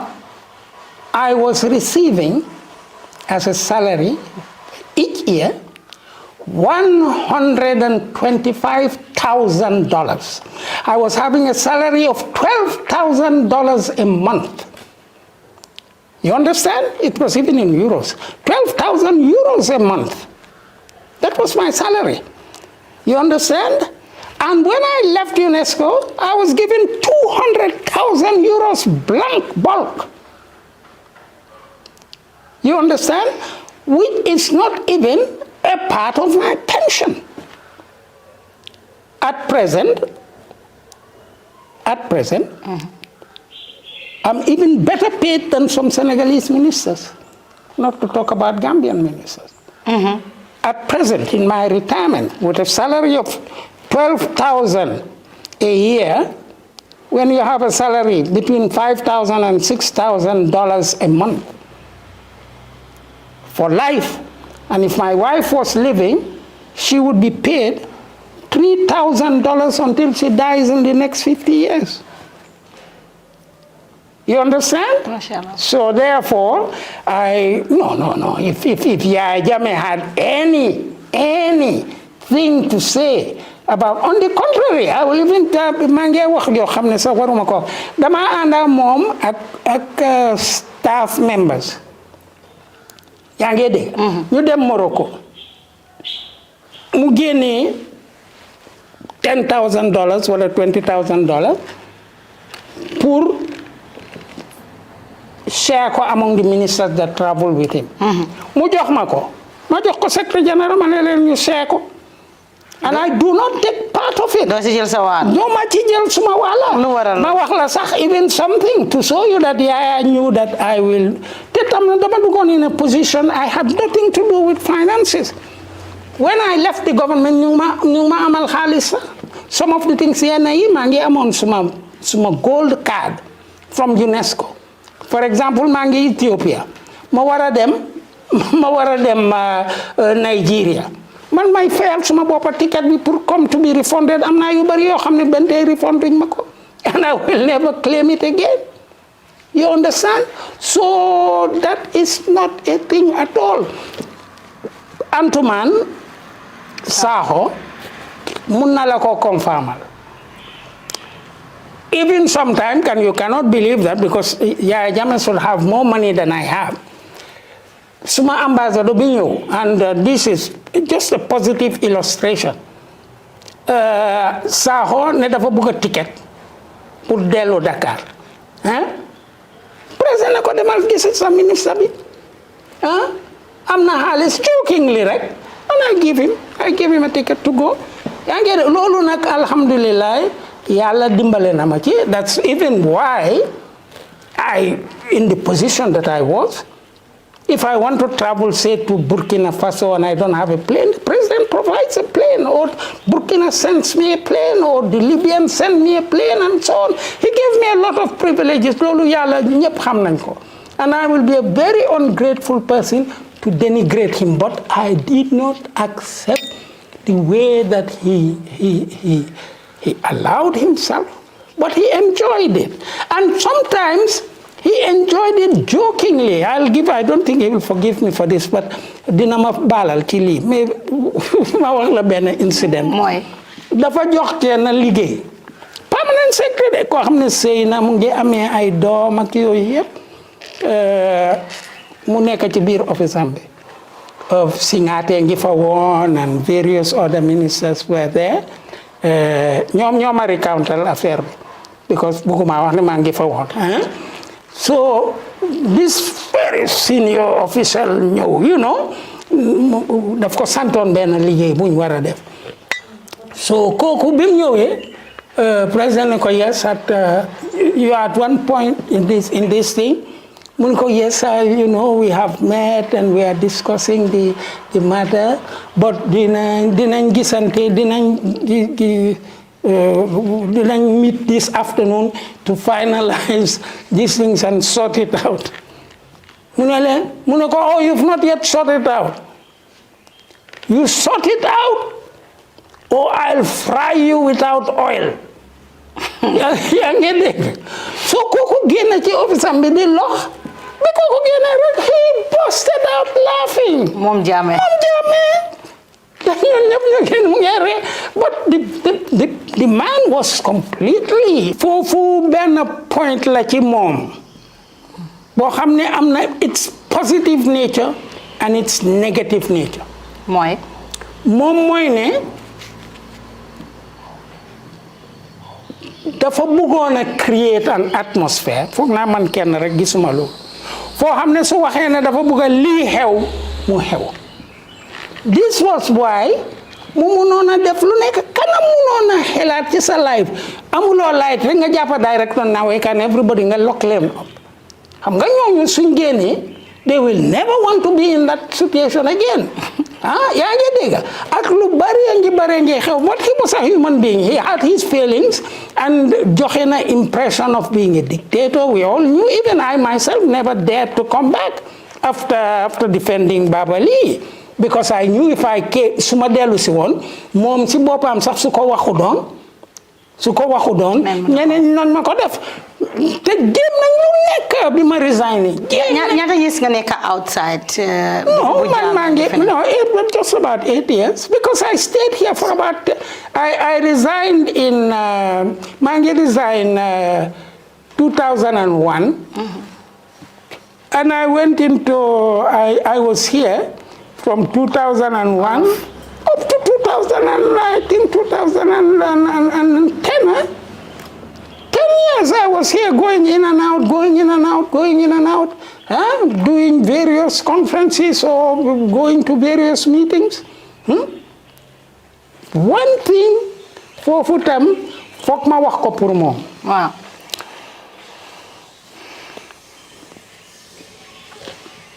UN African Union daf ma préparé woon mission bu rëy jox ma staff.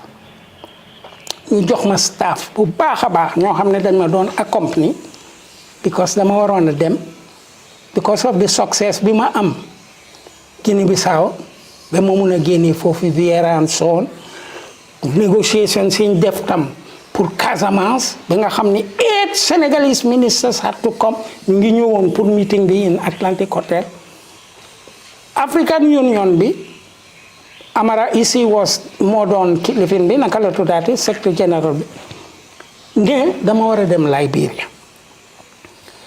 Liberia pour négocier ak Charles Taylor ak rebels yi fa nekk. Rebels yi they were in the interior of the country. Everything was ready suma ticket yi yëpp dañ pare. Then finally ñu indicatal ma ne parce que su African Union wala UN bugga laa appoint or anything for a higher post and dañoo inform sa dëkk ñu ne Yahya Jammeh dafa ne bu ma dem. Lu tax? No, because he refused me to go. Now bi mu xewee ñëpp dañ doon wax ni gis nga ko mu ngi ko bloqué léegi bàyyi na liggéeyam bi daf ko def but in hindsight I came to believe dafa gisoon ne that post was exposing me to a lot of dangers yoo xam ne man suma bopp sax xawma ko because su ma jógee woon ci capitale Liberia dugga ci biir àll boobu ne dama negotiate with those rebels munoon nañu fa rey. So to be frank with you, Yahya Jammeh protected me. Protected me. Because suma dem bi file biñ ko informé pour ma dem Haiti, which is also another very dangerous country. You understand? There he had no problems with me. Te man suma bëggoon a def dara loo xam ne defalut ko ñeneen ñi du ma jox diplomatic passport for 5 years after I have left him. That must come from a very different way of considering ki la doon former foreign minister. So loolu rek laa la wax ne fi mu nekk nii tey man gis naa all the good things that he could do, the great ambition, the vision of powerful things that he wanted for this country. The sad thing was, as a human being, he succumbed to flattery. mu ngi succumb ci ñi nga xam ne ñu ngi ko tagga ñi nga xam ne ñu ngi doon benefit from him. Gis nga tey li nag mooy suma conclusion. Tey li jotoon Yahya Jammeh despite the fact that ñëpp a ngi foogoon ne ku am doole la mu ngi nekkoon, there was a circle around him ñoo xam ne ñoo doon benefit. Tey ana ñooñu ana général si ana ñeneen nit ñi nga xam ne position bi ñu occupé yoon luñ bëggoon ñu mun koo def. So he was in such a tight group that bi gars yi defee lu ñoo def bëgguñ mu dem. Loolu nag ma wax la benn conversation because dugal na ma in a position to show you all his esteem for me. Foog ma wax ko su dul loolu du ma nekk góor. Yahya Jammeh allowed me mu ma allow ma dem to 16 heads of state meeting to represent him.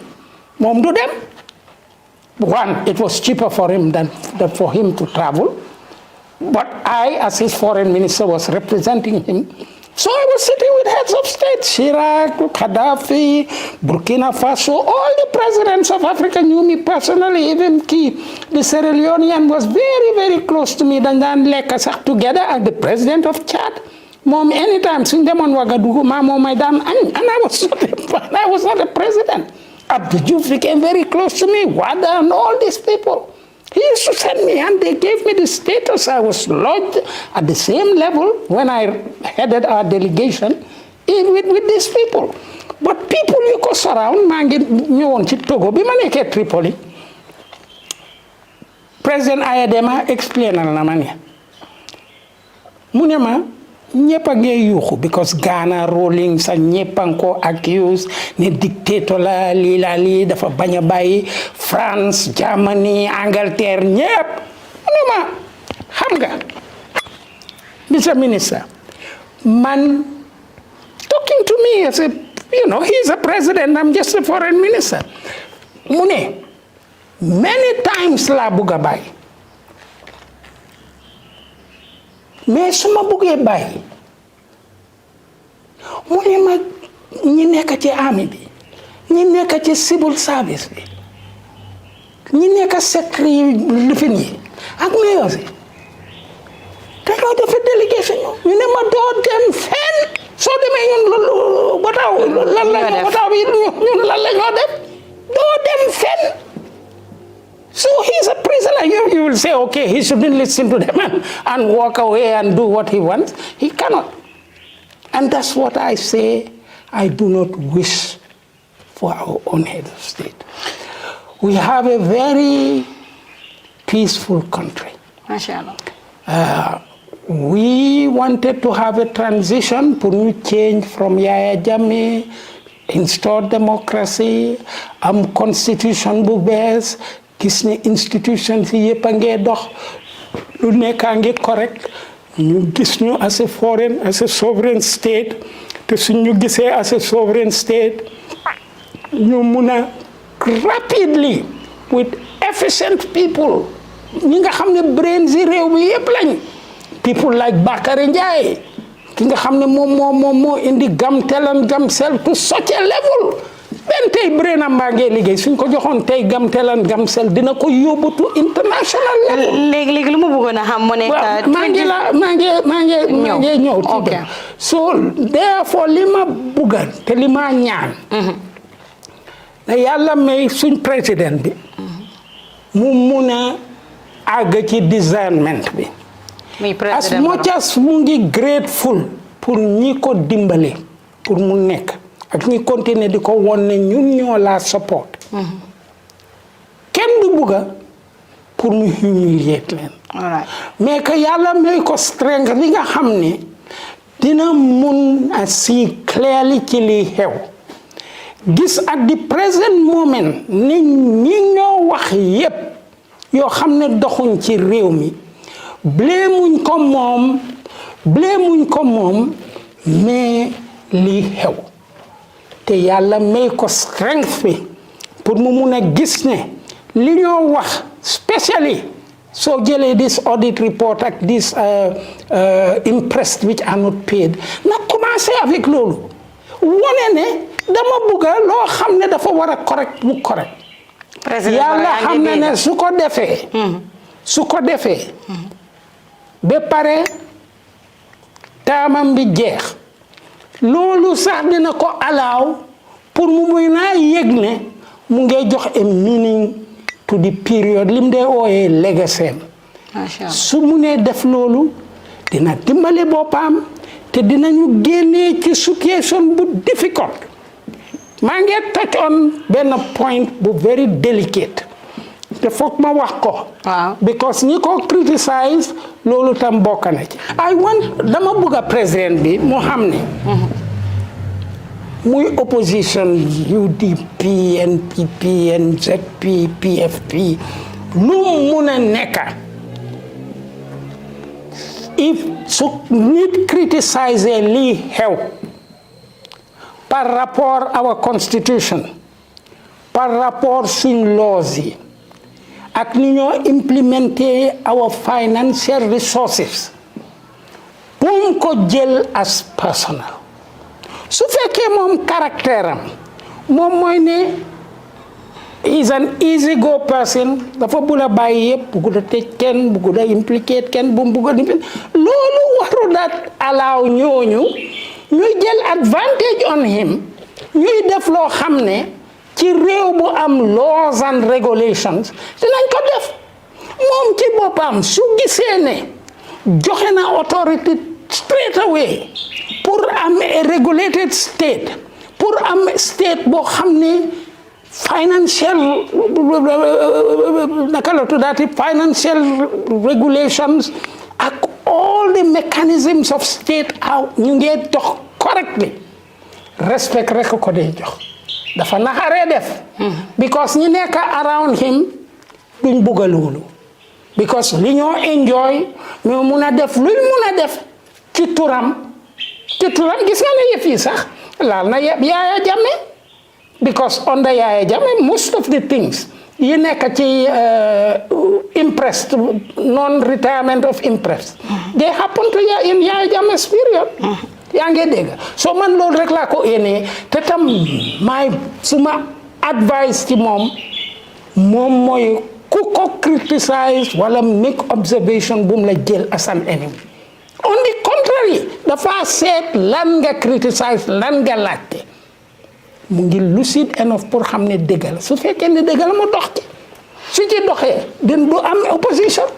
Lumfi Deff loolu lay laajte waaye wax naa leen ko Gambian Talents TV ngeen a seetaan Dr Sidat Jobe leen toogal nettali nag si laama ñi borom la daaxee gis ngeen li nga xam ne loolu la contribute si Gambia ku ma leen indil rek ngeen xam ne ndaanaan laa leen indil duma toog rek indil leen calaa ak ci lii déedéet dama toog indil leen ñi nga xam ne ñoom la ñoo ooyee action man ñi nga xam ne nag seen liggéey moo leen waxal docteur 2016 ana nga woon 2016 yeah, maa ngi woon fii. yaa ngi woon si dëkk bi. Yeah, I voted. Yeah, doctor léegi. no, excuse me. 2016. Yes. Déedéet, maa ngi woon Dakar. yaa ngi woon Dakar. maa ngi woon. I came only after bi Yahya Jammeh demee. si la nga ñemee ku ñëw. Well, but I came before even before Barrow. I like what he said. Ci nga ñeme ñëw ci la ñëpp ñeme ñëw. Gis nga nga ne si lan ñëpp ñeme nga ñëw. non gis nga non but you see man loolu. soo gisee mu maa reeloo. ñi ko wax. xamuñ fundamentally. gis nga Yahya Jammeh there were more than 3 personalities.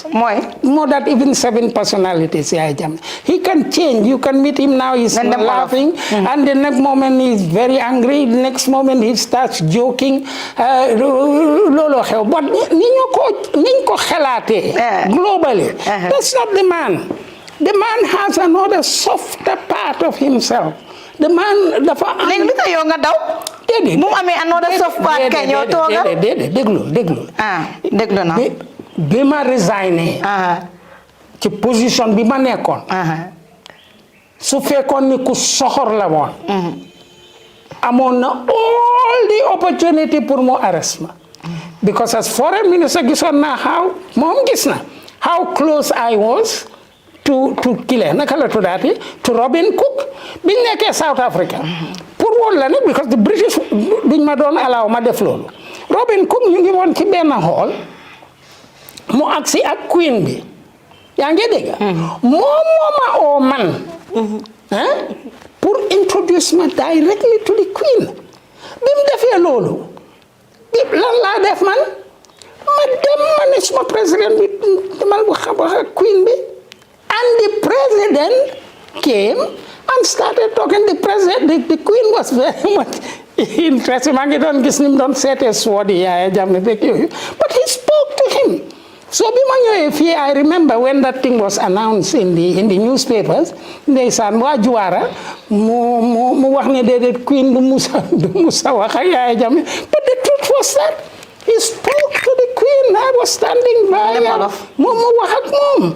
yaa ngi dégg soo maa ngi laa wax ne su fekkoon ne Yahya Jammeh ku bon ku soxor la dictateur bu lifin la woon nii yaa ngi dégg bi ma bàyyee liggéey munoon naa use rek excuse yi gars yi doon wax yëpp ne dama doon cooperate with the British and the French to down so him dina mënoon na ma arrest as collaborating with foreign countries against him, but never did he make fear. I stayed here for 10 years, going in and out of the country. On the contrary, I was having his diplomatic passport, going in and out, and I was sitting in the what do you call it again? The salon d'honneur, where the ministers sit when they are traveling. While I was not a minister, cars yi ñoo ma daan jël, moto yi ñoo ma daan jël from that place. I was not a minister, but they were taking me to the plane. And when I come back into the Gambia, I was picked up from the stairs of the plane to come. Benn yoon sax maa ngi join on ak kii naka la tuddaati Singate Edward Singate mu ne ma man moto bi maa jël boobu ngaa ñëwee ma jéem wàcce plane bi ma Singate ñu dugg salon d'honneur ñu protocole bi prepare wol ma ona lañ maa jox all the time throughout the period that he was. Masha Allah docteur fu nekk suñ time nag lu des bariwut waaye wax nga fi lu am solo waaye all of a sudden then gis docteur UDP docteur Sidat Jobe te docteur ñu bari ñu ne musul na woona musa dégg UDP musul ta dégg sa gémmiñ nga aussi UDP but doctor all of a sudden docteur léegi daal mooy bàyyi bi la UDP docteur loo war rek mu ne la UDP docteur yow ak Ousseynou Dabo xanaa da ngeen yàgg a xamante ak naka la fa taajoo dama bëgg nag nga wax gaay du man maa ko wax man Fatou de gaay yaa ko wax ñu ne musuloo wax UDP bi ma nekkoon ministre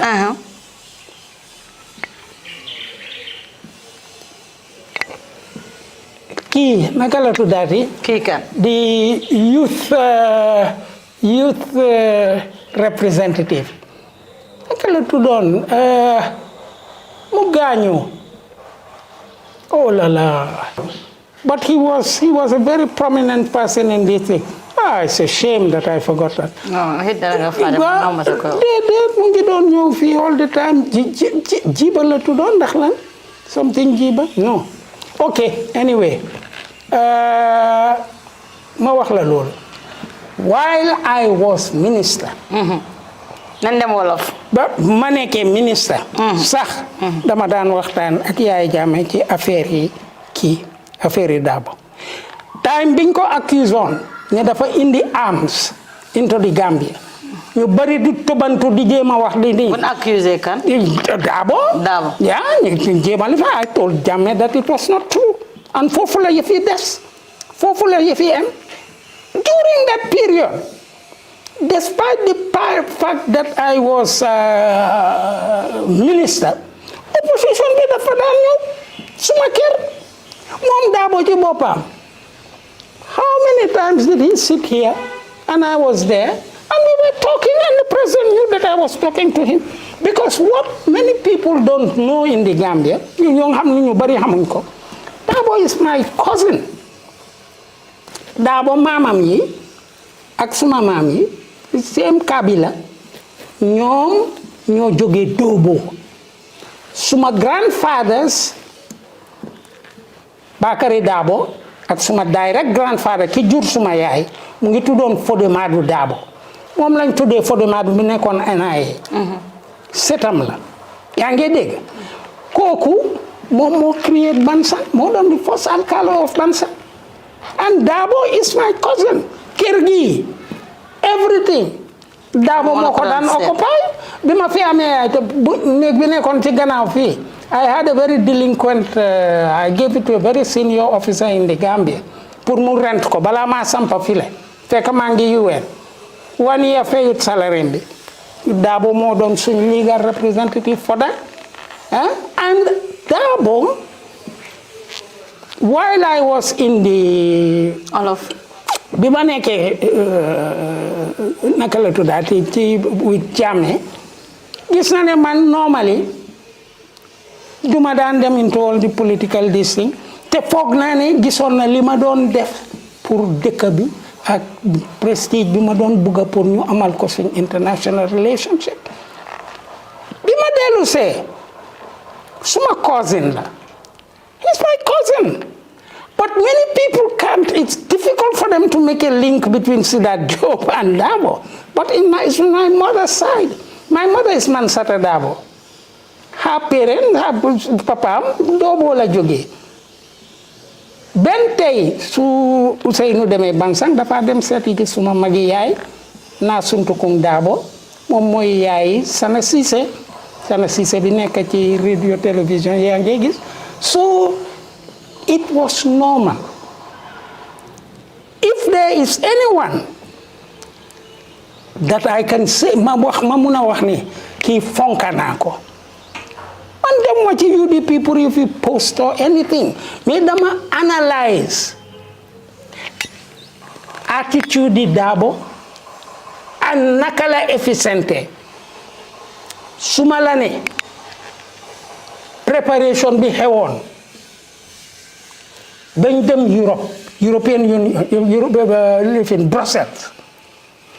Dabo as a real professional. On 2 occasions I was in his office and he was called in by Kofi Annan. He was so close to Kofi Annan and he's helped a lot of Gambians to go into the UN. This Dabo person su bëggoon a dem non loolu sax man waruñ ma ko laaj ñëpp war nañoo xam. But Dabo nekkoon na vice président Gambia. waaw maa ngi ñëw ci loolu soo li ma laa wax li ko yàlla may ba mu am moom mooy his spirit of self control.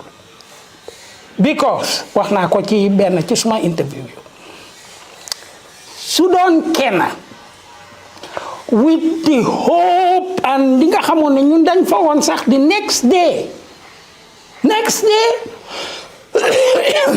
we will be taking over in the different sectors commencer prepare plan say everything pour jël over because we believe that we will win and yow sa bopp xam nga naka la nit ñi disappointé bi loolu xewul.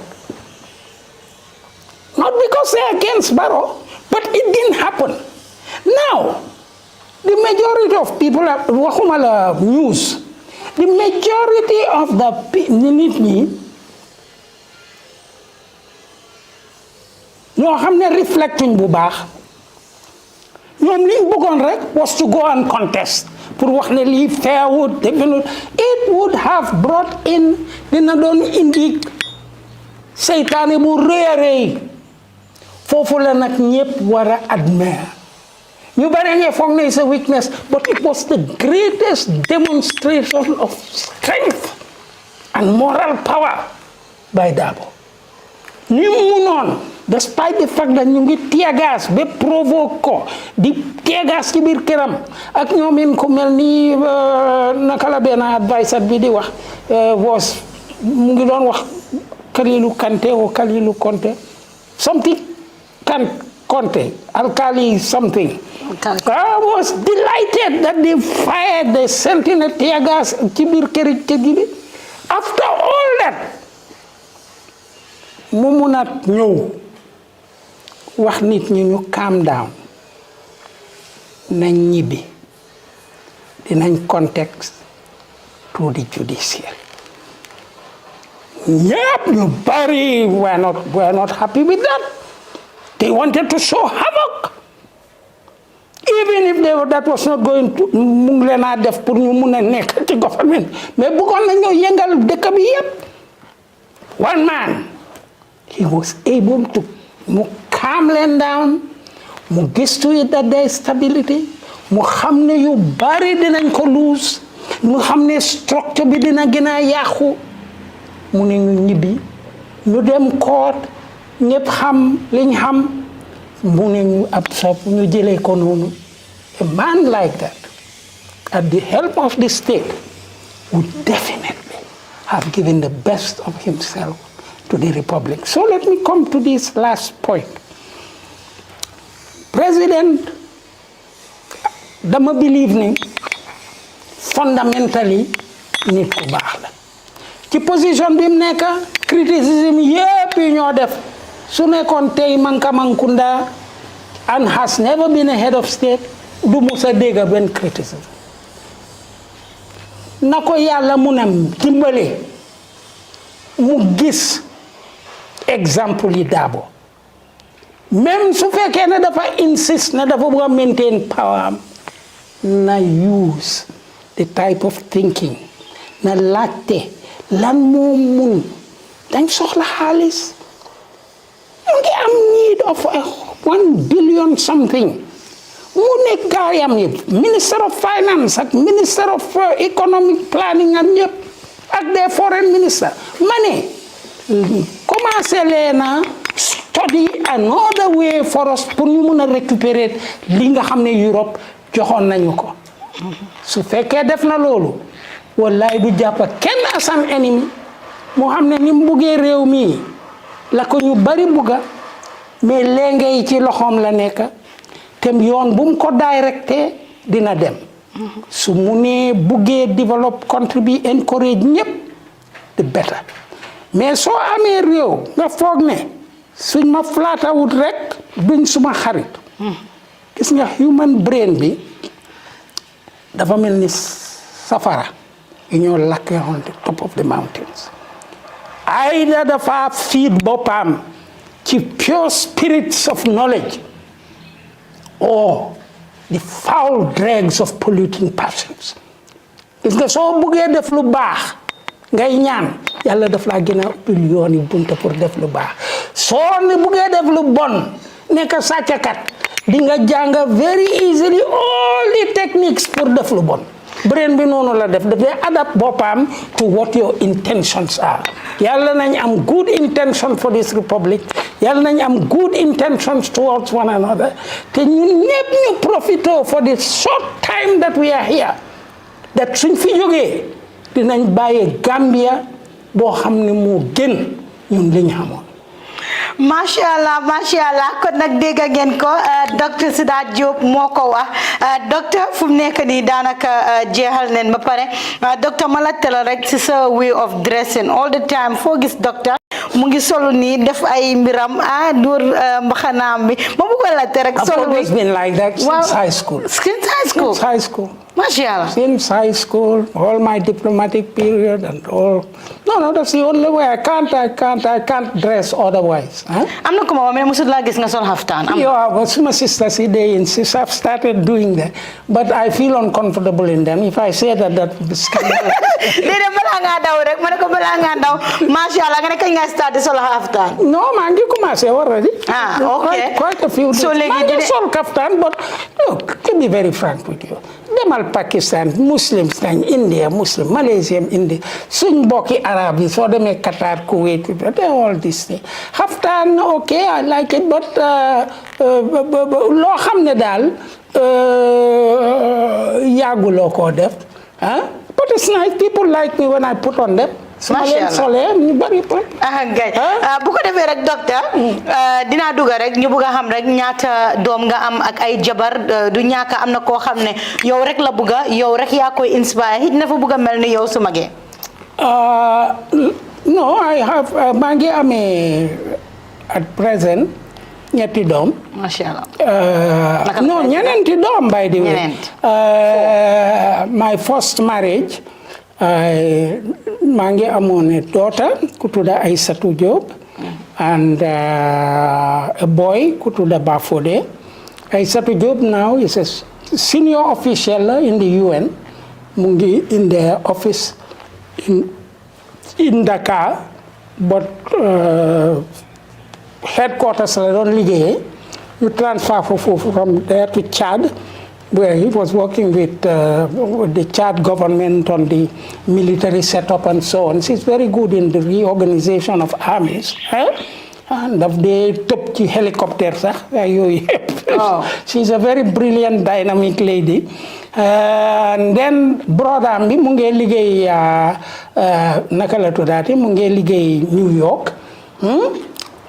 And in my second marriage, I have a son called Mohammed, who is now working in Paris.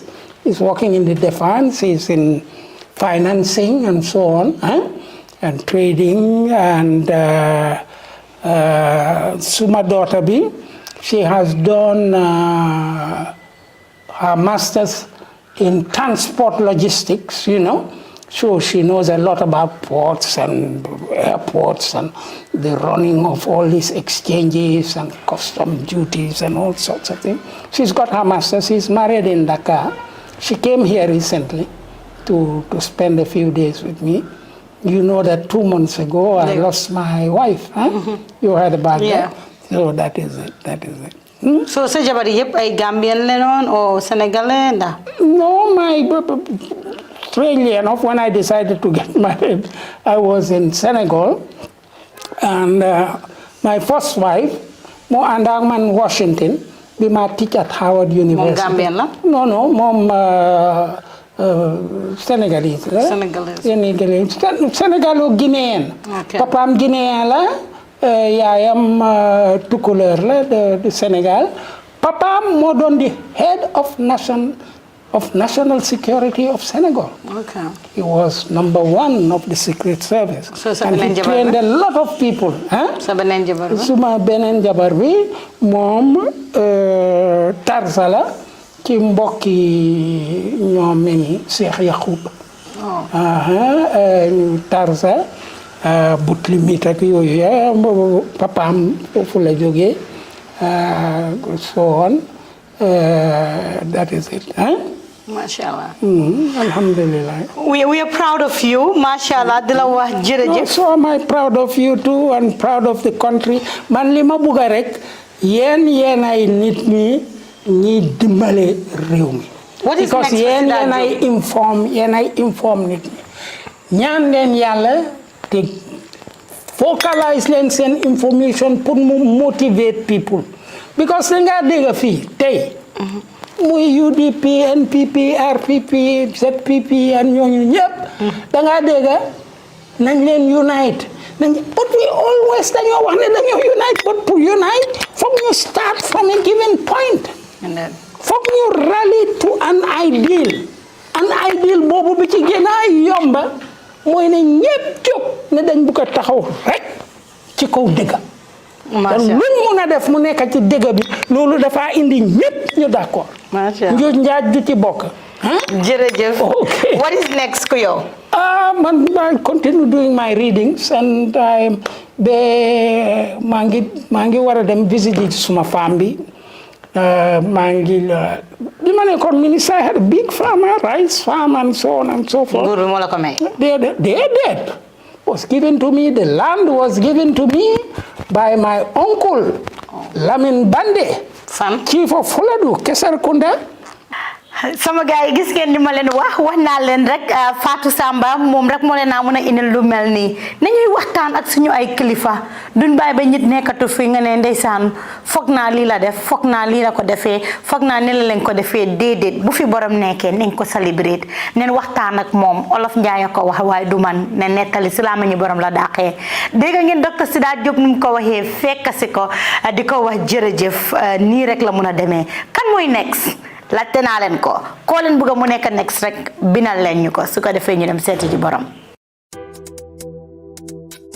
ku yoddu sa xat te quality jas na ñoo yor seen cumbukaay tur day uyu borom jas na pire soo ko bëggee fii si biir Gambia bi dawal foofu sa quality jas na your #1 stop shop ana sama jigéen ñi dama bëgg ngeen jox ma seen nopp garme yi ndaxte quality jas na amal nañ leen ay til yu toj daala pos abaya yu yiiw waaye it amal nañ leen ay boreda yu rafet boreda yoo xam ne pour góor ñi la ak pour jigéen ñi amal nañ leen body scrub yi nga xam ne nii dafay defar seen yaram bam nice waaye it fàttewuñ fa diw yi ana sama jeeg yu pare yi quality jas na amal nañ leen fa andi cuuraay yu neex house spray ak bépp xeetu baax pour seen biir néeg dama ne atum ren jii ku sa jëkkër mere ku ne yow la neex ndaxte quality jas na ñëw na si dëkk bi pour defar sëy yi make-up artist yi bàyyi leen gannaaw ñu ngi leen fa amal ay make-up product yu quality